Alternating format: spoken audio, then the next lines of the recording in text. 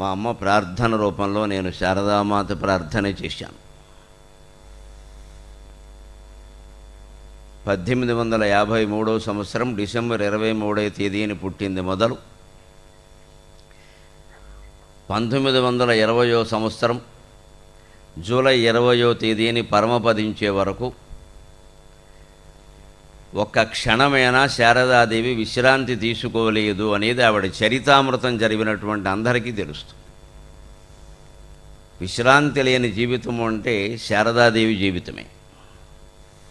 అందుకే నేను మా అమ్మ ప్రార్థన రూపంలో ఆ మాట చెప్పాను. చివరి క్షణము దాకా పనిచేయుట తప్ప చేయించుటేమిటో వివరమెరుంగనట్టిది వివేకము నీకెటు లభ్యనమ్మరు.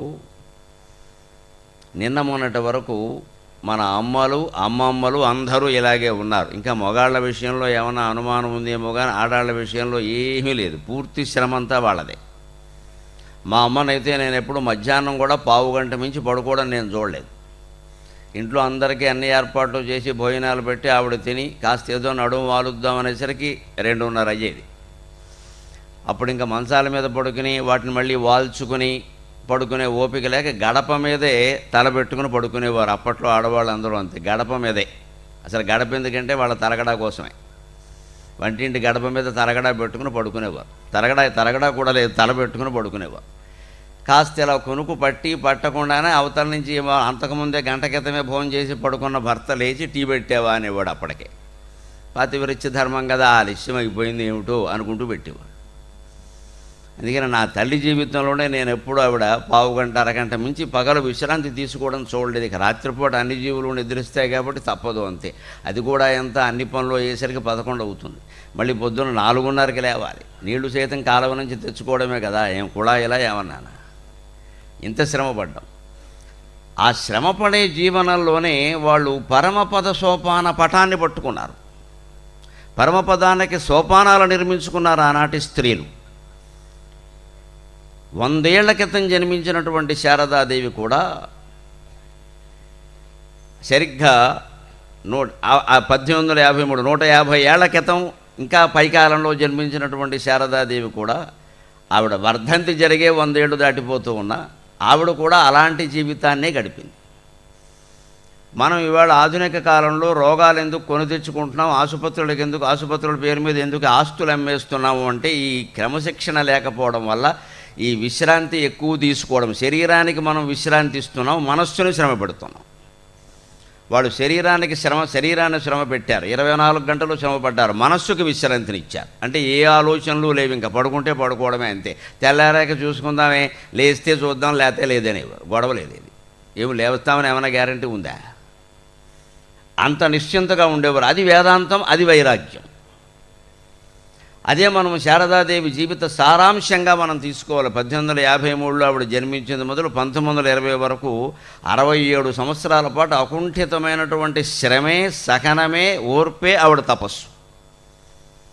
అందుకే మనం శారదాదేవి ప్రార్థనతో ముందుకెడదాం. యథాగ్నేర్దాచికా శక్తి రామకృష్ణే స్థితాహిజా, యథాగ్నేర్దాహికా శక్తి రామకృష్ణే స్థితాహియా, సర్వవిద్యాస్వరూపాం తాం శారదాం ప్రణమామ్యహం, సర్వవిద్యాస్వరూపాం తాం శారదాం ప్రణమామ్యహం అన్నారు శారదాస్తుతిలో.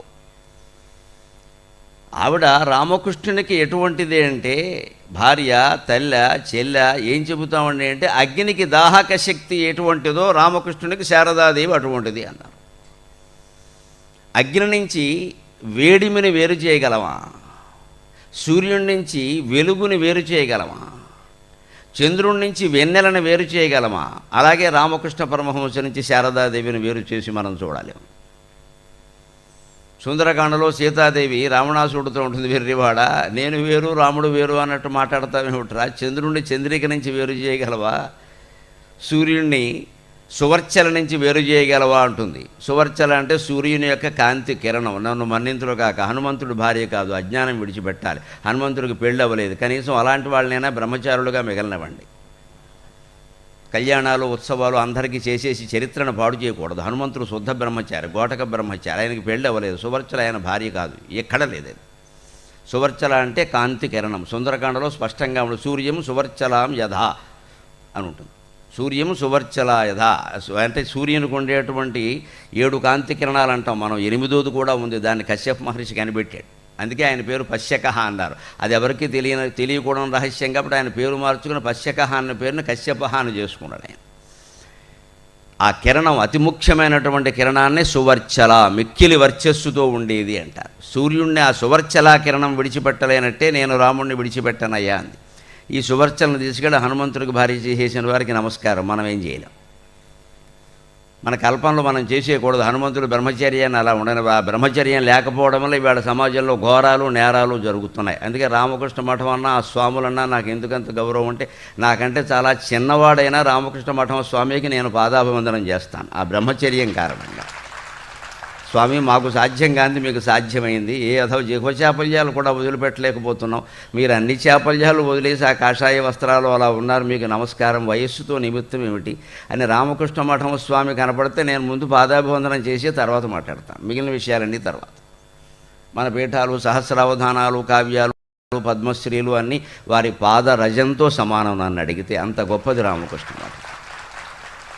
ఆ పాదధూళి నా మీద 20 ఏళ్లుగా ప్రసరిస్తుంది కాబట్టి ఈ గౌరవాలన్నీ పొంది ఈవేళ ఇక్కడ ఇంత ఉన్నతమైన ఆసనంలో కూర్చోగలిగాను. ఇది వారి దయ, కేవలం వారి దయ. ఈవేళ మనం పిల్లల్లో కూడా ఈ బ్రహ్మచర్యాన్నే ప్రోత్సహించాలి. మాటి మాటికి పెళ్లి చేసుకో అది చేసుకుని మనం ఏం చేసాం కనుక ఇక వాళ్ళు ఏం చేస్తారు, ముందు సంతానం తర్వాత సంతాపం, అంతకంటే ఉంది ఇక్కడ. ఈ పాటి ఘనకార్యాలు చేయడానికి మనుషులు అక్కర్లేదు, జంతువులు కూడా చేస్తాయి ఈ పనులు. మఠంలో మాతాజీలు కానీ స్వామీజీలు కానీ అకుంఠితమైన బ్రహ్మచర్య దీక్షతో ఉంటున్నారంటే ఎవరమ్మా వారు, ఎటువంటి గౌరవం వారికి, అది మనం ఆదర్శంగా తీసుకోవాలి. ఆ నిగ్రహ శక్తి ఎక్కడి నుంచి వస్తుంటే బ్రహ్మచర్యం నుంచి వస్తుంది. వివేకానందుడు ఓ 10 సార్లు చెబుతాడు బ్రహ్మచర్యం గురించి, ఆయన పాటించి చెప్పాడు. ఇవాళ మనం ఎవరైనా అమ్మాయి కానీ అబ్బాయి కానీ నేను బ్రహ్మచర్యం పాటిస్తాను, రామకృష్ణ మఠంలో చేరతాను, సన్యాసం పుచ్చుకుంటాను అంటే నిన్ను కన్నది అందుకోసమే అని చెప్పండి, సంతోషిద్దాం అంతే. అంతేగాని అదేమిట్రా ఇప్పటి నుంచి ఈ ఆలోచనలు ఎందుకురా, 70 ఏళ్ళు వచ్చాక చూసుకుంది. 70 ఏళ్ళు వచ్చాక నువ్వు చూసేదేమిటి, వయస్సే చూస్తుంది. ఇంక దేనికి ఓపుకుంది కనుక ఇక్కడ అన్ని శక్తులు ఉడిగిపోయాక బ్రహ్మచర్యం పాటించేది, సన్యాసం పుచ్చుకునేది, వేదాంత సభల్లో వచ్చి కూర్చునేది ఎందుకు, నిద్ర రాదు కాబట్టి, ఇంట్లో నిద్ర పట్టట్లేదు కాబట్టి. ఏదో కూర్చుని 4 మంచి మాటలు వింటే కార్తీక మాసం కూడాను, మార్గశిర మాసం ఏదో మాసం, పెద్ద మాసం ఏమిటి ఇక్కడ, మాసం మోసం అని ఇక్కడ. ఈ 4 మాటలు వినడం, మంచి మాటలు వినడం, అలా వెళ్ళిపోవడం కంటే ఇలా రావడం మంచిది. దీనికోసం రావద్దండి, సమయం వృధా. ఖచ్చితంగా ఇది చాలా తీవ్రంగా గంభీరంగా తీసుకోవాల్సిన విషయాలు. ఈ సభల్లో ప్రతి స్వామీజీ చెప్పే మాట చాలా గంభీరంగా తీసుకోవాలి. అందులో నేను ఇక్కడ ఆశ్చర్యపోతున్నది ఏమిటంటే, ఓ 1.5 గంటన్నర 2 గంటలు తక్కువ మాట్లాడమంటే నా వల్ల కాదు. కానీ వీరందరూ ఇక్కడ 25 నిమిషాలు 20 నిమిషాలు 30 నిమిషాలు 35 నిమిషాలు మాట్లాడుతున్నారు. అది ఎలాగో నాకు అర్థం కావట్లా. సుదీర్ఘంగా మాట్లాడడం తేలిక, సంక్షిప్తంగా మాట్లాడడమే చాలా కష్టం. దానికి చాలా అభ్యాసం చేయాలి. 25 నిమిషాలు 20 నిమిషాలు నేను కరపత్రం చూసి ఆశ్చర్యపోయాను, అసలు ఎలా సాధ్యం అవుతుంది. మరి ఎక్కడ క్రమశిక్షణ తప్పట్లేదు, నిన్న నుంచి మీరు చూస్తూనే ఉన్నారు. ఎక్కడ ముగించాలో అక్కడ ఖచ్చితంగా ముగిస్తున్నారు, చెప్పవలసిన విషయం చెబుతున్నారు. ఇదంతా నన్ను అడిగితే క్రమశిక్షణతో పాటుగా బ్రహ్మచర్యం, ఇంద్రియ నిగ్రహం వల్లనే సాధ్యమవుతుంది సమయపాలన సహా అన్నీ. అది మన యువతరానికి గాఢంగా వంటబట్టేలా చెయ్యాలి. నేను బ్రహ్మచారినే ఉంటాను అంటే పరీక్షలు పెట్టచ్చు, నువ్వు ఉండగలవా లేదా తేల్చుకో. ఎందుకంటే అనవసరంగా ఆశ్రమాన్ని అప్రతిష్ట పాలు చేయొద్దు. అనేక పరీక్షలు 9 ఏళ్ల పాటు బ్రహ్మచారులకు పరీక్ష పెట్టిన తర్వాతే సన్యాసి దీక్ష ఇస్తారు రామకృష్ణ మఠంలో. ఎవరో వచ్చి కాళ్ళ మీద పడగానే నువ్వు శిష్యుడిగా పనికొస్తావురా, ప్రస్తుతానికి వంట చేసేవాళ్ళు ఎవరు లేరని తీసుకోరు ఇక్కడ. ముందు వంట బ్రాహ్మణ పోస్టులు, తర్వాత ఏమో పీఠానికి ఉత్తరాధికారి, నమశివాయ. ఇలాంటి నాట్య కార్యక్రమాలు ఇక్కడ ఉండవండి రామకృష్ణ మఠంలో. అందుకే నా ప్రవచనాల్లో తరచూ కనీసం 3-4 ప్రవచనాలకు ఒకసారి రామకృష్ణ మఠం పేరు వినపడి తీరుతుంది, అనుమానం ఏం లేదు అందులో. ఇది స్వచ్ఛమైంది అంతే. యావత్ భారతం స్వచ్ఛ భారతం కావాలంటే రామకృష్ణ మఠమే శరణ్యం, అందులో తిరుగులేదు. దానికి ఆ సభలకు మన పిల్లల్ని రప్పించాలి, వినిపించాలి, చదివించాలి, వివేకానందుల సూక్తులు వినిపించాలి, తయారు చేయాలి. సంసారంలో దిగినా పర్వాలేదు, బలవంతంగా మనం ఎవరిని బ్రహ్మచర్యం పాటించమని కోరకూడదు. వాడికి ఆ ఉద్దేశం ఉంటే మనం పరీక్షలు పెట్టి ఉండగలడంటే వదిలేయచ్చు. లేదు అంటే దిగమండమే మంచిది. ఎందుకంటే దిగడం వల్ల కొన్ని ప్రయోజనాలు ఉన్నాయి. 100 వేదాంత గ్రంథాలు చదివినా అర్థం కాని వేదాంతం 10 సంవత్సరాలు కాపురం చేస్తే ఇద్దరికి టీకా తాత్పర్యాలతో సహా అర్థమైపోతుంది. గృహస్థాశ్రమం చాలా గొప్పది. దాని గొప్పతనం దానికి ఉంది. ఒక్కొక్క ముట్టుగా నెత్తి మీద తగులుతుంటే అర్థం కాక ఏమవుతుంది? ఇక ఏ స్వామీజీ చెప్పక్కల్లా, మనమే స్వామీజీ. ఇక్కడ అర్థమైపోయింది శుభ్రంగా, ప్రాక్టికల్గా, వాస్తవంగా అర్థమైపోయింది. ఇంకెందుకు మళ్ళీ గాడి తప్పుతాం? ఇక్కడ అనుభవాలు లేనివాడు గాడి తెప్పే అవకాశం ఉంది, కానీ అనుభవ వైరాగ్యం పొందినవాడు గాడి తప్పడం. తెలుసు, తగిలేగా ముట్టుకేయాలి, ఇంకేమిటి ఇక్కడ? ఈ బాబోయిన పారిపోతాడు. అంటే ఏ ఆశ్రమానికి ఆశ్రమం గొప్పది, కానీ అందులో ఏమిటి అంటే అగ్నికి దాహక శక్తిలాగా శారదారామకృష్ణులు ఇద్దరూ బ్రహ్మచర్యాన్ని పాటించి ఆ అగ్ని శక్తిని కాపాడుకున్నారు. యథాగ్నేర్దాహికా శక్తికి అంటే అర్థం అగ్నిశక్తి ఎక్కడుంటుందో తెలుసా? మన శరీరంలో ఏదో హృదయంలో ఉంటుంది, ఏదో కళ్ళల్లో ఉంటుంది. అవన్నీ ఊరికే అగ్ని తేజస్సులే. అసలైనటువంటి అగ్నిశక్తి కుడికాలి బొటన వేళ్ళలో ఉంటుంది మగవాళ్ళకి, ఆడవాళ్ళకి ఎడమకాలి బొటన వేళ్ళలో ఉంటుంది. అందుకే మంట, అరికాయల మంట నా శళానికి ఎక్కిందంటారు. అందుకే సామెత తెలుగులో అరికాయల్లో ఉంటుంది ఆ మంట. కుడికాలి బొటన వేల్లో ఉంటుంది మగవాళ్ళకి. దాన్ని పైతృకాగ్ని అంటారు. పితృదేవతలను సంతృప్తిపరచాలంటే మగవాడు భోజనం చేసిన తర్వాత, ఏ కులం వాళ్ళైనా సరే, మధ్యాహ్నం భోజనం చేసిన తర్వాత కాస్త కాళ్ళు కడుక్కోవాలి, ఖచ్చితంగా కడుక్కోవాలి. ఆ కడుక్కున్నప్పుడు ముందు కాళ్ళు కడిగేసుకుని మళ్ళీ కుడికాలి బొటన వేలు మీద కాస్త ఒక అరగ్లాసు నీళ్లు పోసి ఆ పోయినటువంటి తల్లిని కానీ తండ్రిని కానీ తలుచుకుంటే వాళ్ళకి తర్పణం పెట్టినట్టు లెక్క. అంత పుణ్యం అని చెప్పారు శాస్త్రంలో.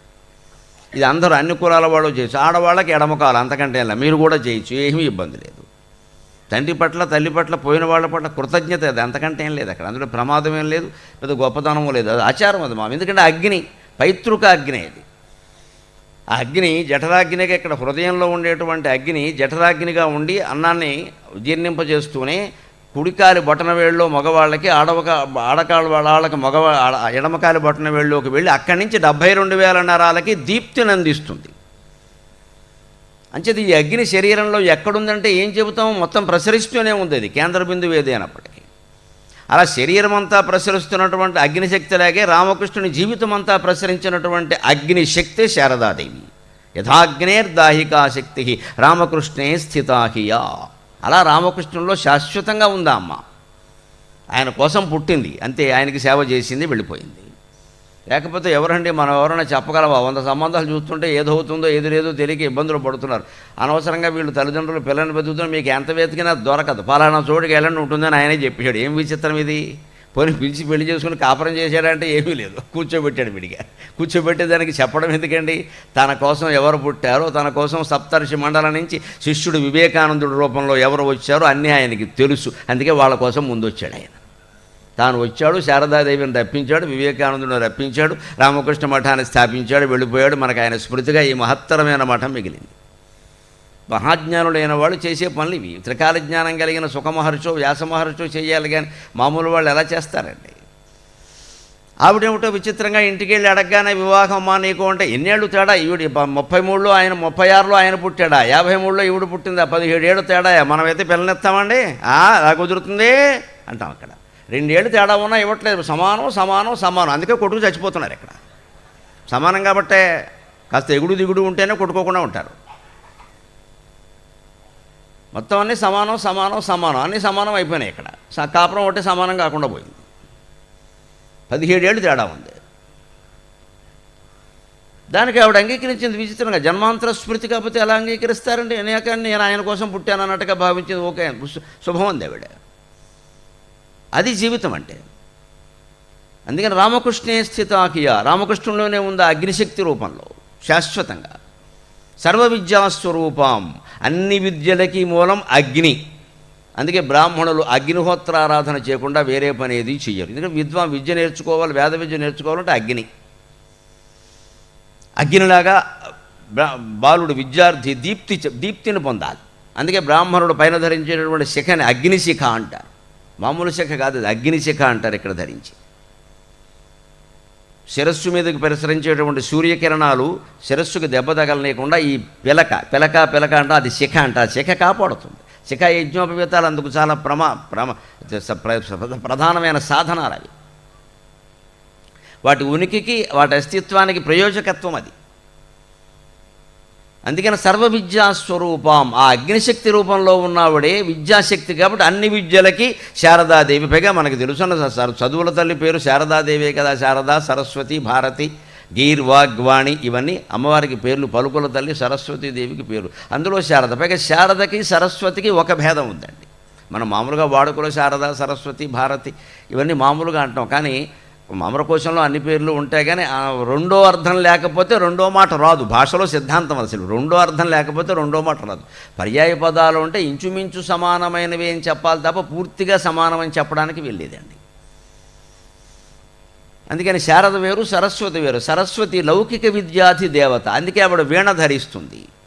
వీణ సంగీతానికి ప్రత్యేక, తాటాకు పుస్తకం సాహిత్యానికి ప్రత్యేక, జపమాల మోక్షానికి ప్రత్యేక. అందుకే సంగీతం ద్వారా, సాహిత్యం ద్వారా నువ్వు మోక్షం పొందాలబ్బాయి. ఊరికే స్టేజీ ప్రోగ్రామ్స్ ఇచ్చుకుని తిరగడం కాదు, అన్ని దేశాల్లో విమానాలు ఎక్కుతూ విదేశాలు వెళ్ళడం కాదు. సంగీతం ద్వారా, సాహిత్యం ద్వారా మోక్షం పొందాలి. ఏదైనా చేతిలో వీణ ద్వారా సంగీతాన్ని, పుస్తకం ద్వారా సాహిత్యాన్ని చూపిస్తూ సరస్వతీదేవి జపమాల చేస్తుంది. ఇక్కడ ఉంటుంది, ఇక్కడ జపమాల. ఈ జపమాల ద్వారా మోక్షాన్ని పొందాలి. జపతో నాస్తి పాతకం అన్నారు. భాషా ప్రపంచము భావనాలోకము జపమాలగా ద్రిప్పు జ్ఞానదాత్రి అని సరస్వతీదేవి గురించి పద్యం రాశాను నేను ఇష్టదైవం అనే కావ్యంలో. భాషా ప్రపంచము భావనాలోకము జపమాలగా ద్రిప్పు జ్ఞానదాత్రి. ఒక జపమాలలో ఒక పూస భాష, రెండో పూస భావం. భాషాభావం కలిపితేనే కదా కవిత్వం, లేత ఏముంది? ఆ రెండు ఆవిడే ఇవ్వాలి మనకి. అందుకని శారదాదేవి అంటే భాషే. కానీ సరస్వతీదేవి లౌకిక విద్యాధి దేవత. సంగీతం, సాహిత్యం, మామూలు లౌకిక విద్యలు ఇవాళ అనుకునే ఎంబీఏలు, ఎంటెక్లు, బీటెక్లు అన్నీ ఆవిడ డిపార్ట్మెంటే. తోసేయండి. మరి శారదాదేవి ఎవరంటే వేదాలు, ఉపనిషత్తులు, వేద వాంగ్మయమంతా దానికి అధిష్టాత్రి శారదాదేవి. శారదాదేవి వైదిక విద్యాధి దేవత. అందుకే శృంగేరి పీఠం వారు ప్రకటించే శారదాదేవి చిత్రం చూడండి. వీణ ఉండదు, ఒక చేతిలో పద్మం ఉంటుంది, ఒక చేతిలో చిలుక ఉంటుంది, ఒక చేతిలో జపమాల ఉంటుంది, ఒక చేతిలో పుస్తకం ఉంటుంది. వైదిక విద్యాధి దేవత. పుస్తకం ధర్మానికి ప్రతీక, పద్మం అర్థానికి ప్రతీక, చిలుక మన్మధుడి వాహనం కామపురుషార్థానికి సంసారానికి ప్రతీక, జపమాలకు మోక్షానికి ప్రతీక. ఈ నాలుగింటిని శారదాదేవి చేతుల్లో పెట్టారని ధర్మార్థ కామ మోక్షాలే నీ జీవిత లక్ష్యాలు అని ప్రతి హిందువుకి చెప్పడమే ఈ విగ్రహ రూపకల్పన ఉద్దేశ్యం. మనం అది గ్రహించాలి.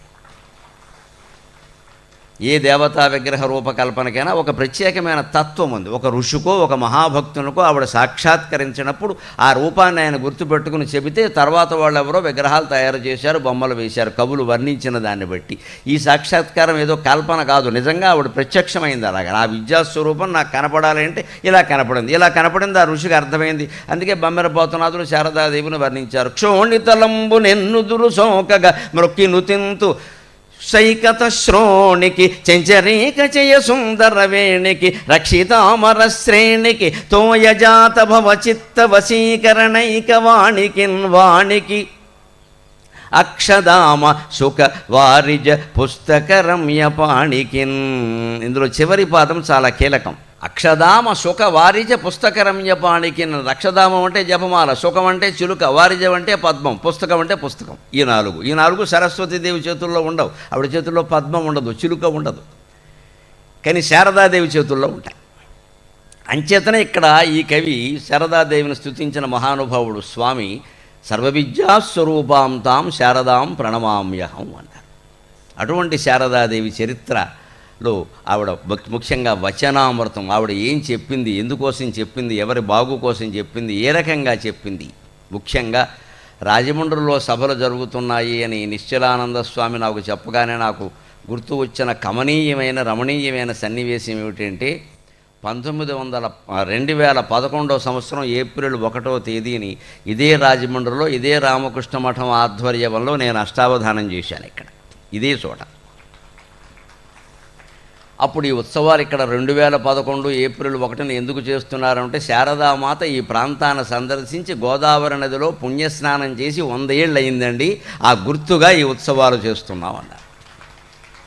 అప్పుడు నేను ఇక్కడ అష్టావధానం చేశాను. అప్పుడు పృచ్ఛకులు మంచి పండితులు అవధానం విశిష్టత ఏమిటంటే, అవధానంలో సాధారణంగా తెలుగు ఉపాధ్యాయులు ఇతరులు మామూలు పండితులందరూ పృచ్ఛకులుగా ఉంటారు. కొంతమంది విద్యార్థులను కూడా పెడతారు. కానీ ఆవేళ అవధానంలో అందరూ అష్టావధానులు, శతావధానులు, సహస్రావధానులే పృచ్ఛకులుగా ఉండగా ఈ సహస్రావధానికి ఆ భాగ్యం పట్టింది చేసే అవకాశం. పృచ్ఛకులు కూడా పండితులు, అవధానులు, స్వయంగా సహస్రావధానం చేసినవాడు, శతావధానం చేసినవాడు, అష్టావధానం చేసినవాడు.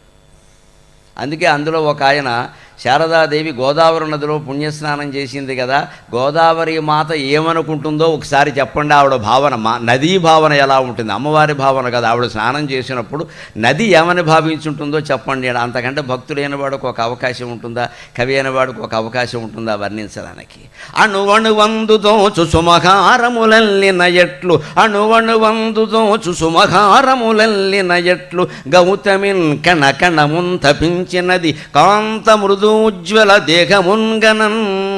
అణువణువందు దోచు సుమహారములల్లిన ఎట్లు, గౌతమిన్ కణకణముందపించినది కాంత మృదూజ్వల దేహమున్గనన్.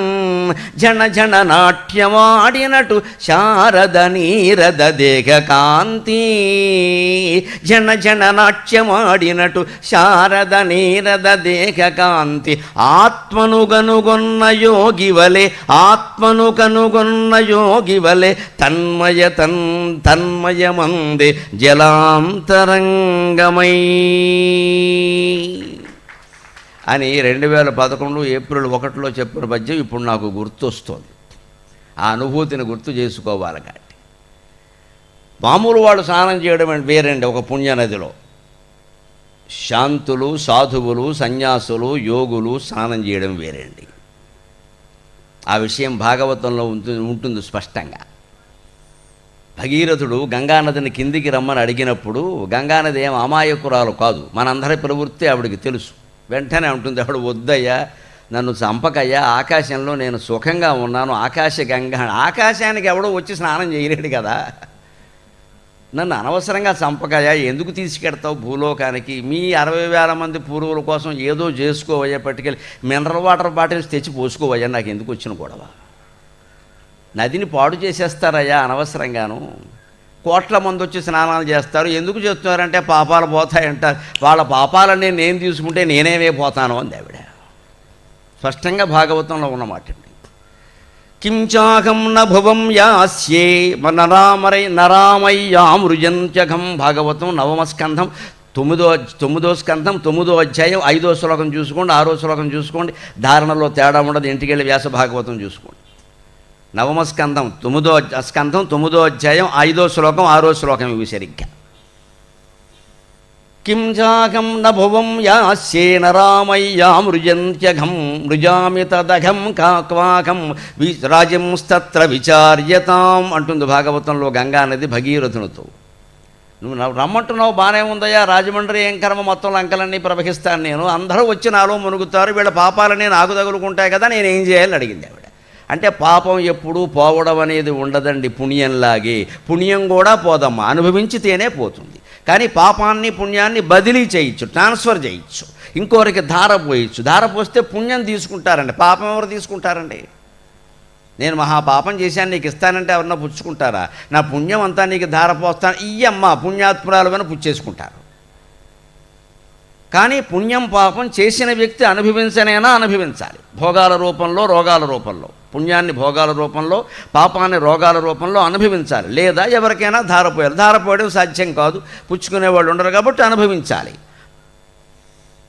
దాన్ని గంగానదిలో మునిగితే మాత్రం ఎలా పోతాయి? గంగానదికి తీసుకుంటుంది, అది విషయం, అది గంగా తీసుకుంటుంది. అందుకని ఆవిడ ఏమందంటే, నేను తీసుకుని ఏం చేయాలయ్యా, ఎలా పోగొట్టుకోవాలి, నేను పాపాత్మరాలను అయిపోనా, నా నీరంతా పాడైపోదా, నేనేం చేయాలి?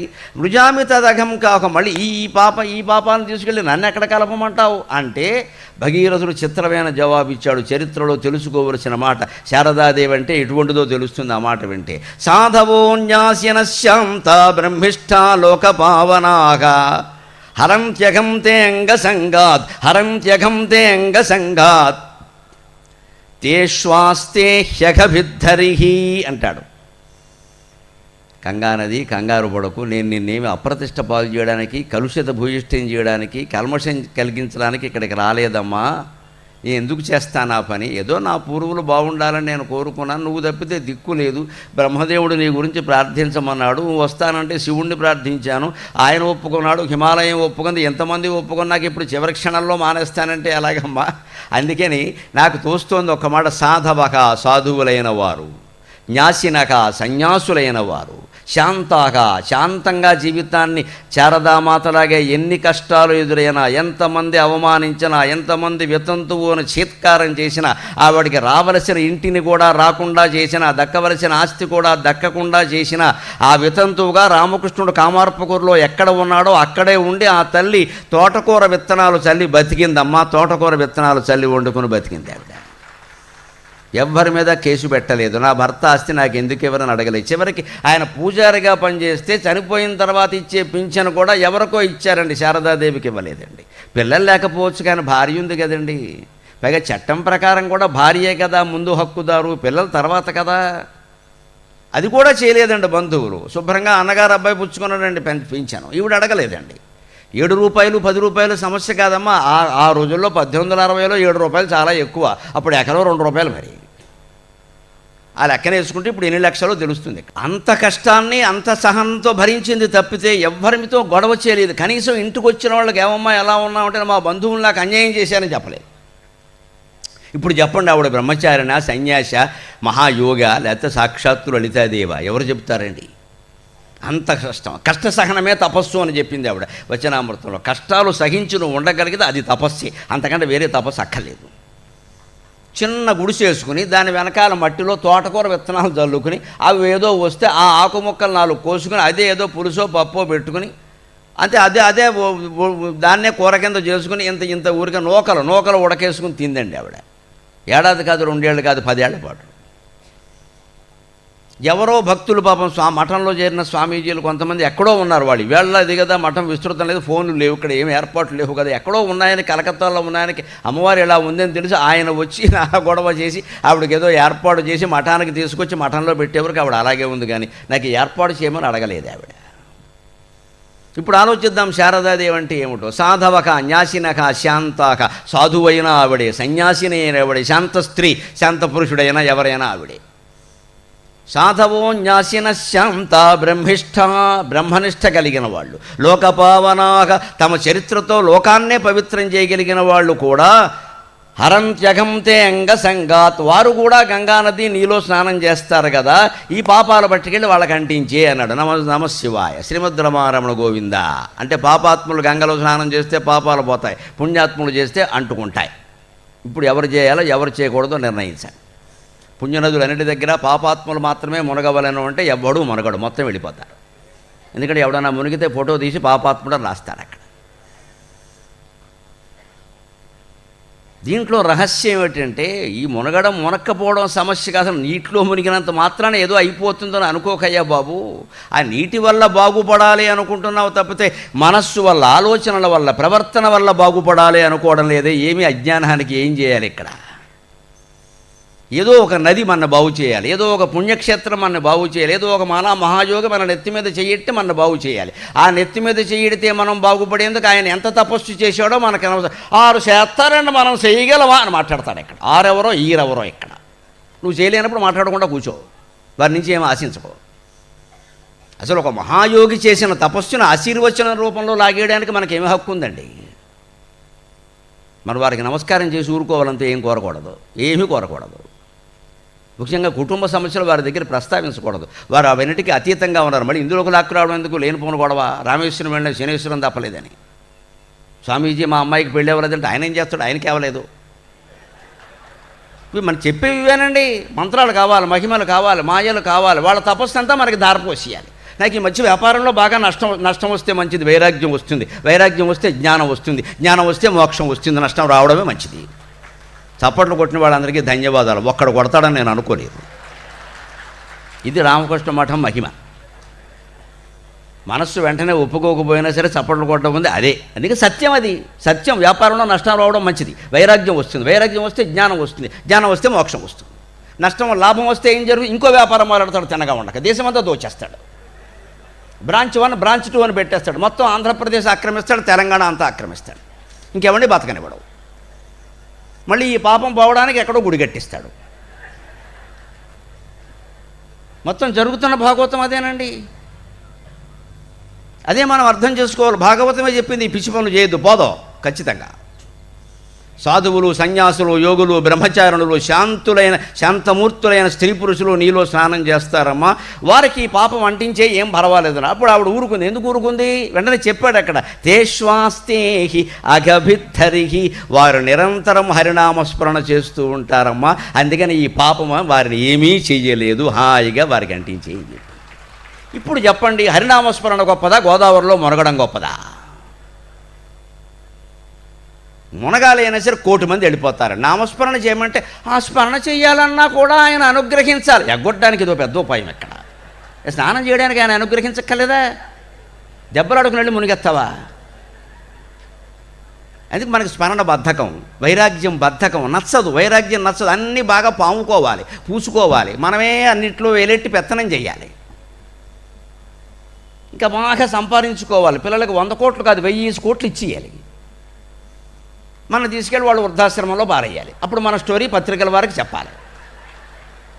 ఇంత తీసుకుని మా అబ్బాయిలు ఏం చేశారంటే వాడు రోజు రాసుకుంటాడు అక్కడ బొమ్మేసి.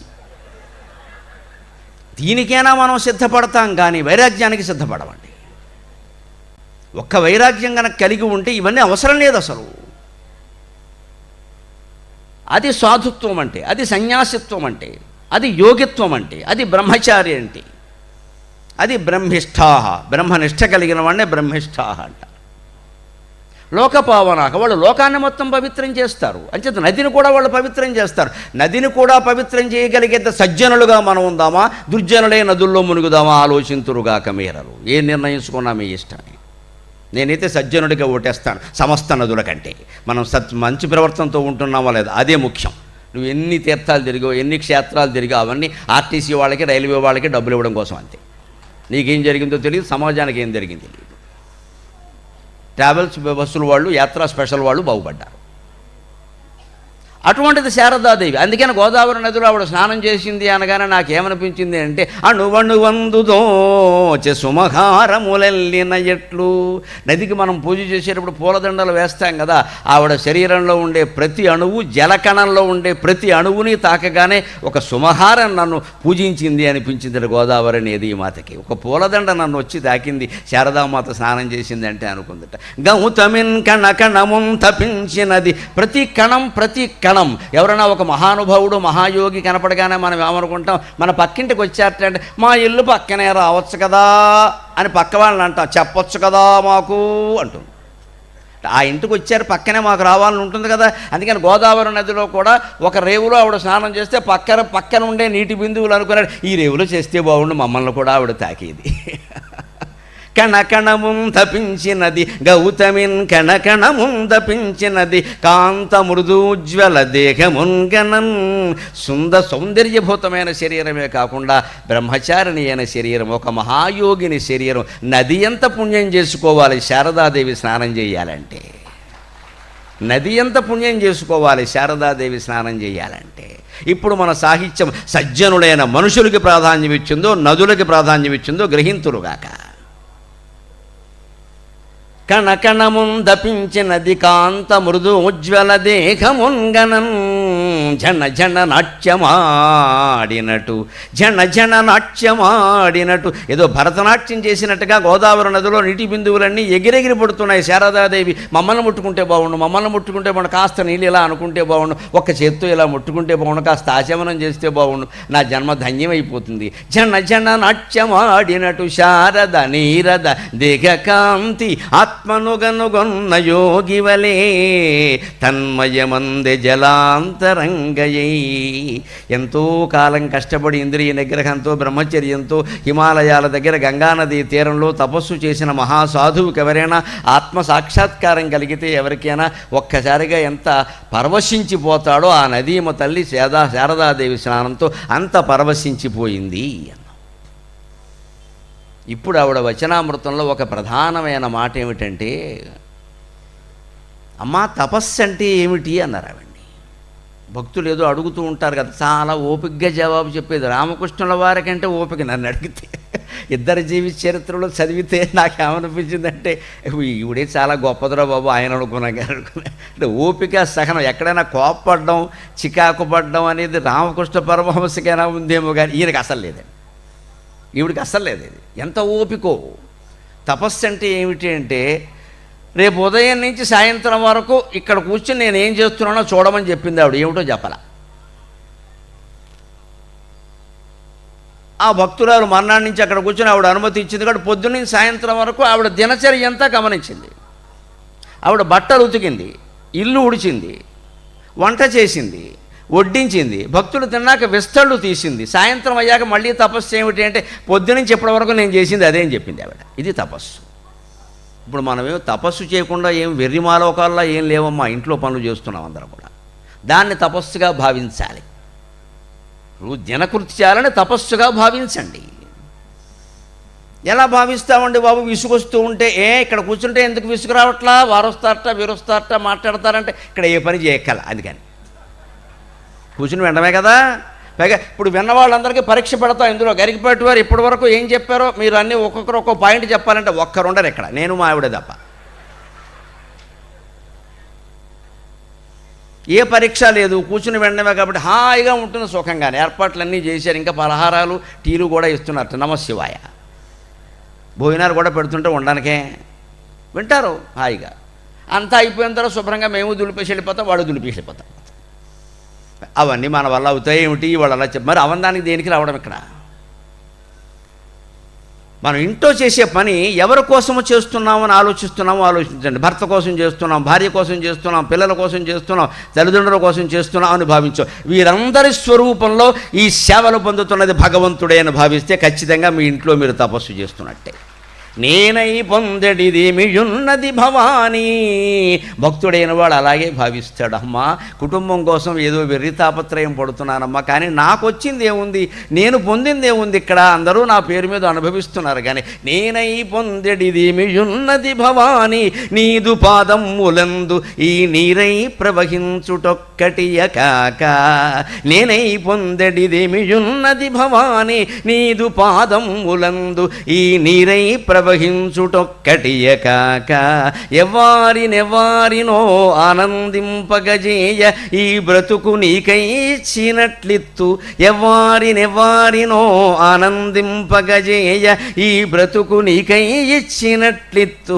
తల్లి నీవేనాడై నన్ను చెప్పియుంటివొకో భవాని, నీవేనాడై నన్ను చెప్పియుంటివొకో నీవే అన్ని గైకొన్నటు. ఇది ప్రతి గృహస్థు భావించవలసిన భావన. ప్రతి ఆడది, ప్రతి మొగాడు. పిల్లల కోసం పడుతున్నాం, భార్య కోసం పడుతున్నాం, భర్త కోసం పడుతున్నాం, వాళ్ళ ఉద్యోగాల కోసం పడుతున్నాం, వాళ్ళ పెళ్ళిళ్ళ కోసం పడుతున్నాం, సంసారాలు చక్కదిద్దుకోవడం కోసం పడుతున్నాం, రేషన్ షాపుల చుట్టూ తిరుగుతున్నాం, పథకాల కోసం వెంపర్లాడుతున్నాం, తిరుగుతూనే ఉన్నాం, నానా యాతనలో పడుతూనే ఉన్నాం. ఇదంతా ఏమనుకుంటున్నాం మనం? వాడి కోసం చేశా, వీడి కోసం చేశా, దీనికోసం చేశా, ఏదో పెద్ద అయ్యాక సుఖంగా ఉండొచ్చు. అసలు పెద్ద అయ్యే వరకు నువ్వు ఉంటావా? అది పాయింట్. పెద్ద అయ్యాక సుఖంగా ఉండొచ్చు, పెద్ద అయ్యే వరకు మనం ఉంటామా?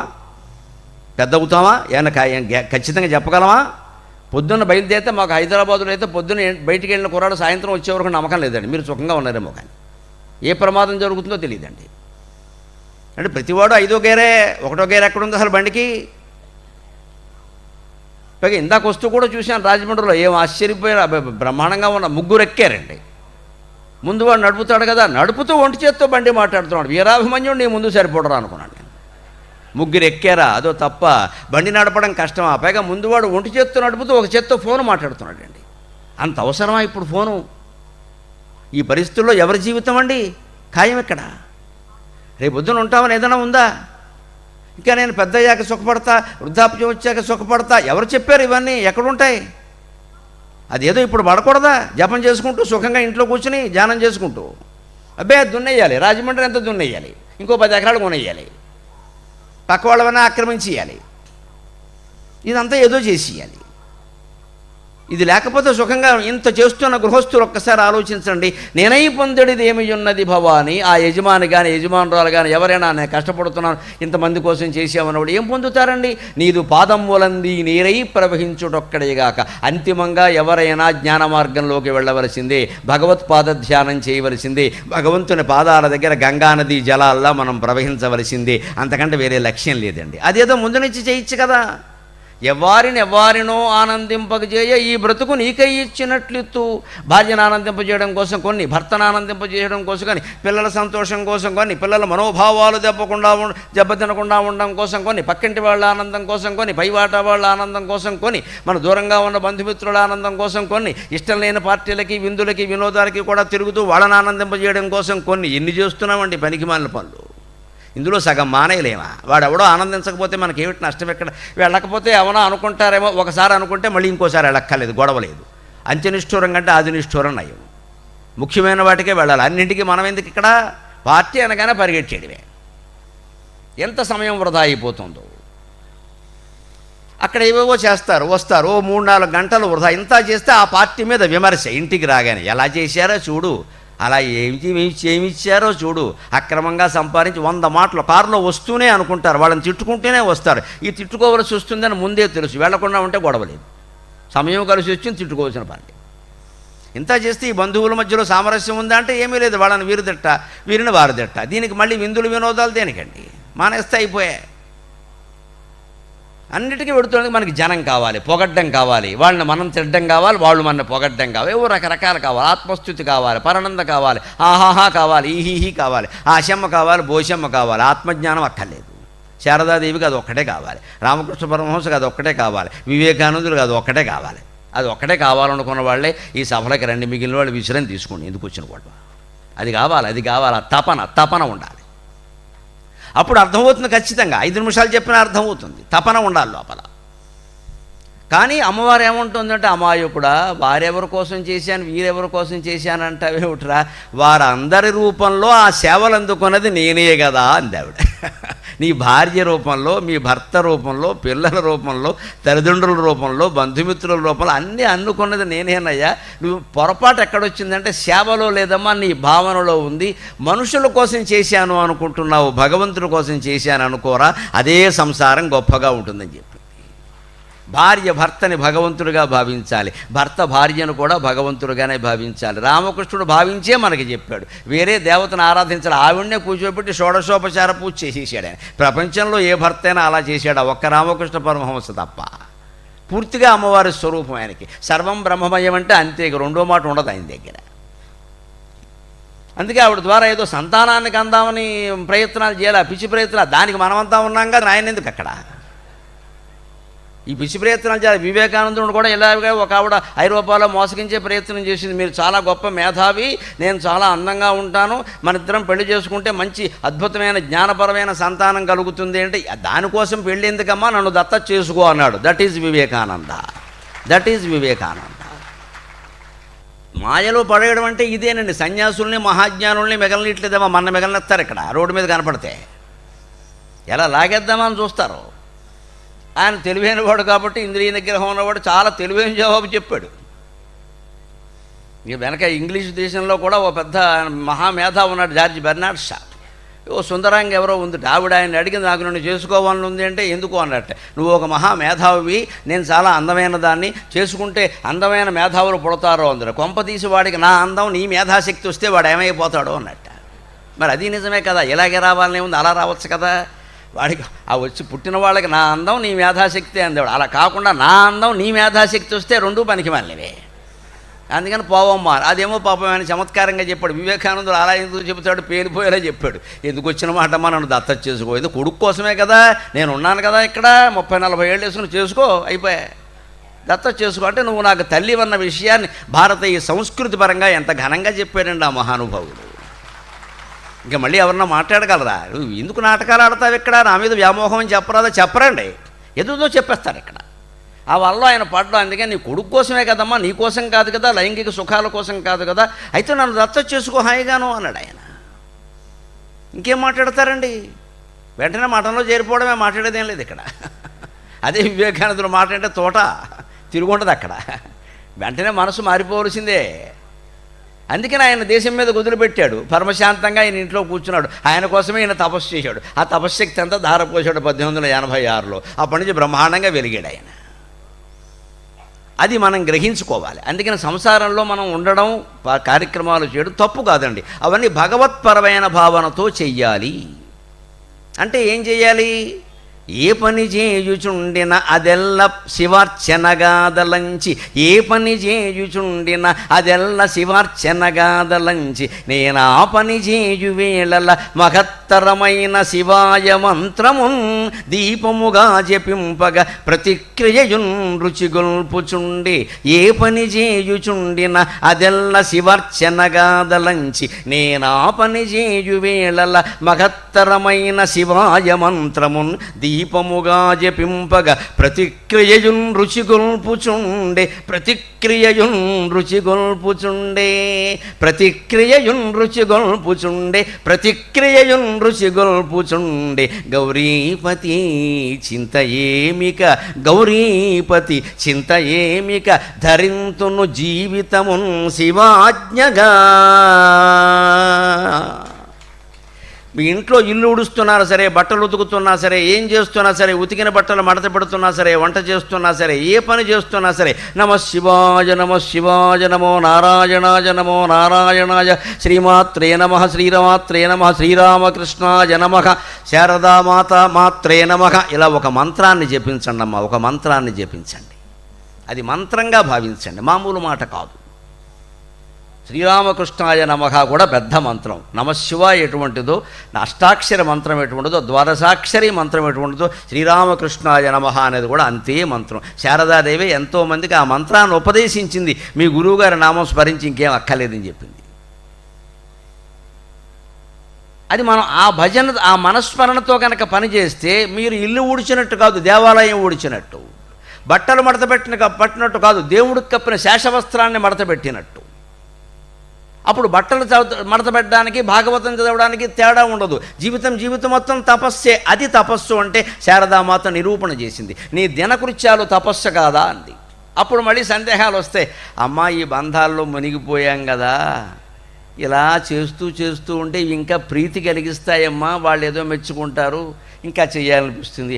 ఎవరో వచ్చి నొచ్చుకుంటారు, సరిగ్గా చేయలేదంటారు, మానేయాలనిపిస్తుంది. రాగద్వేషాలు కలుగుతాయి కదా, దీన్ని తపస్సు ఎలాగా అంటే అది నీ దృష్టిలో ఉంటుందమ్మా, అజ్ఞానంతో ఆలోచిస్తున్నావు. నిజంగా సంసారంలో మనం చేసే పనులన్నీ క్రమశిక్షణ ప్రకారం, సమయపాలన ప్రకారం చేస్తేనండి అనాసక్తి యోగం కలుగుతుందండి, అనాసక్తి యోగం కలుగుతుంది. అందుకే రామకృష్ణ మఠంలో మీరు గమనించండి, తెల్లారకట్ట ఏదో 4:30 దగ్గర నుంచి రాత్రి 10 గంటల వరకు జరిగే కార్యక్రమాలని నిమిషం తేడా లేకుండా జరుగుతాయండి. నిమిషం కూడా తేడా ఉండదండి. ఖచ్చితంగా అసలు ఎందుకు ఉండవు? మనకి వారికి తేడా ఏమిటి? మనం 10 గంటల కార్యక్రమం అన్నాం అనుకో, 10ంటికి ఇంట్లో బయలుదేరతాం, తప్పది. 10 గంటల కార్యక్రమం అని చెప్పి బయలుదేరడం ఏంటి? రాజమండ్రి ట్రాఫిక్ జామ్ ఏం చేస్తాం ఇక్కడ? ఇక్కడి నుంచి అక్కడికి వెళ్ళడానికి ఎంత సమయం పడుతుందో అడగాలి, తెలుసుకోవాలి. ట్రాఫిక్ జామ్ కూడా ఓ పావు గంట కలుపుకోవాలి. అలా నువ్వు బయలుదేరాలి.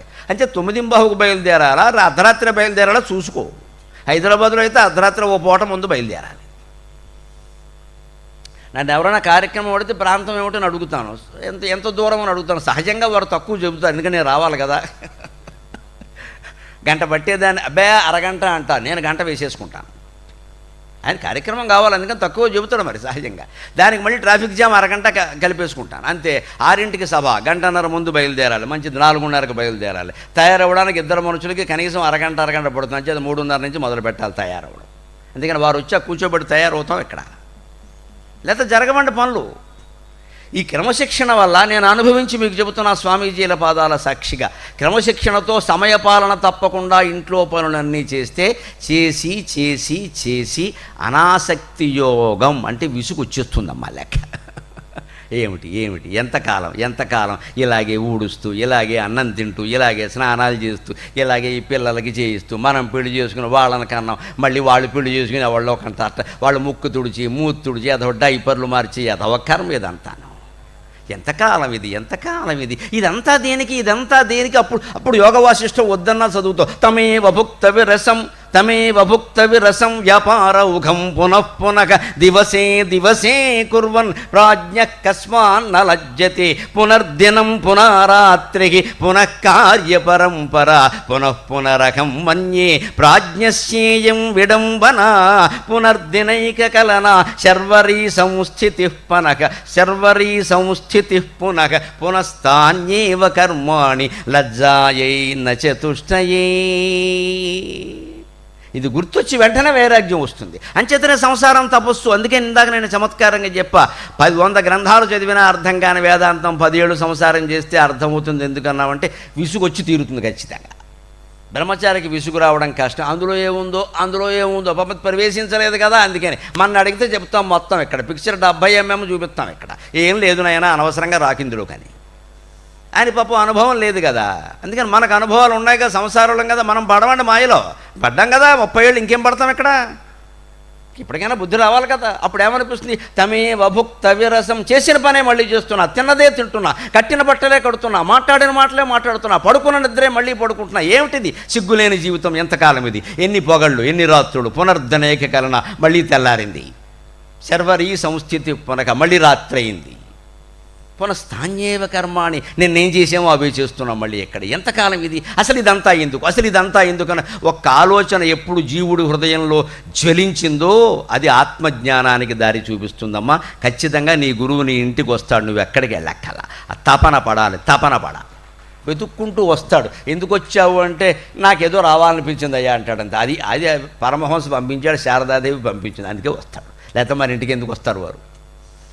మన తపన హృదయ కిరణాల రూపంలో, ఆలోచనల రూపంలో, ఆలోచన తరంగాల రూపంలో వారిని చేరిపోతుంది.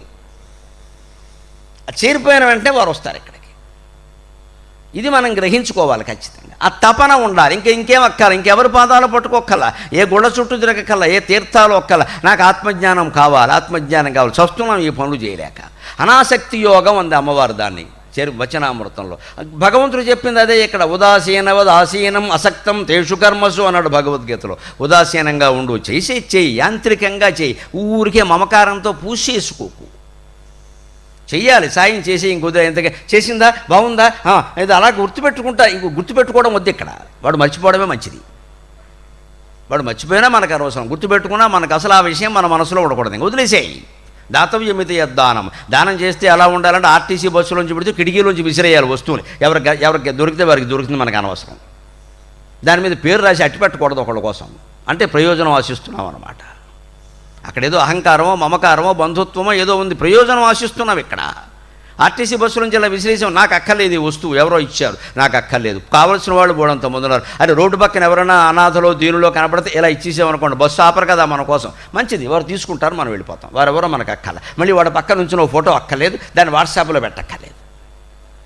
నేను ఇలాగే చేస్తా, మీరు కూడా చేయండి. పెట్టేవాళ్ళు ఎక్కువయ్యారు, చేసేవాళ్ళు తక్కువయ్యారు. ఇక్కడ ప్రచారానికి ఇచ్చే ప్రాధాన్యం మనం ఆచరణకి ఇవ్వడం లేదండి, గుర్తుపెట్టుకోవాలి.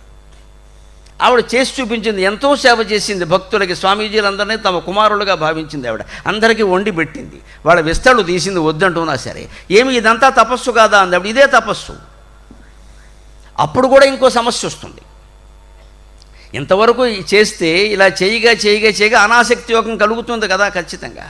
అప్పుడు దానికి అనంతమైన సహనం కావాలి. అందుకే ఆవిడ భర్త పరమపదించిన తర్వాత ఎంత సహనంతో ఉందో ఇందాక చెప్పాను. ఏ బంధువుల మీద ఎక్కడ తిరుగుబాటు చేయలేదు, కనీసం వచ్చిన వాళ్ళకి చెప్పలేదు. కొంతమంది బాగా దగ్గరైన శిష్యులు లాంటి వాళ్ళు వచ్చి అమ్మా ఇక్కడ ఉన్నావట అంటే, ఏదో ఉన్నానయ్యా, అందరూ జీవితం ఎప్పుడు ఒకలాగే ఉంటుందా, నువ్వు ఏదైనా చేదలుచుకుంటే చేయరాదా, వారందరినీ ఎందుకు అనడం అని. ఆ కామార్పకూరులో ఒక హిందూ స్త్రీ, భారతీయ స్త్రీ ఎలా ఉంటుందో భర్త పోతే ఆ రోజుల్లో 100-150 ఏళ్ల క్రితం ఎలా ఉండేదో అలాగే ఉంది ఆవిడ. ఎక్కడ ఎవరిని ఆక్షేపించలేదు. పైగా అప్పుడు కూడా ఆవిడని సూటిపోటి మాటలతో పొడిచారండి లోకులు, కాకులు, గమనించురుగాక.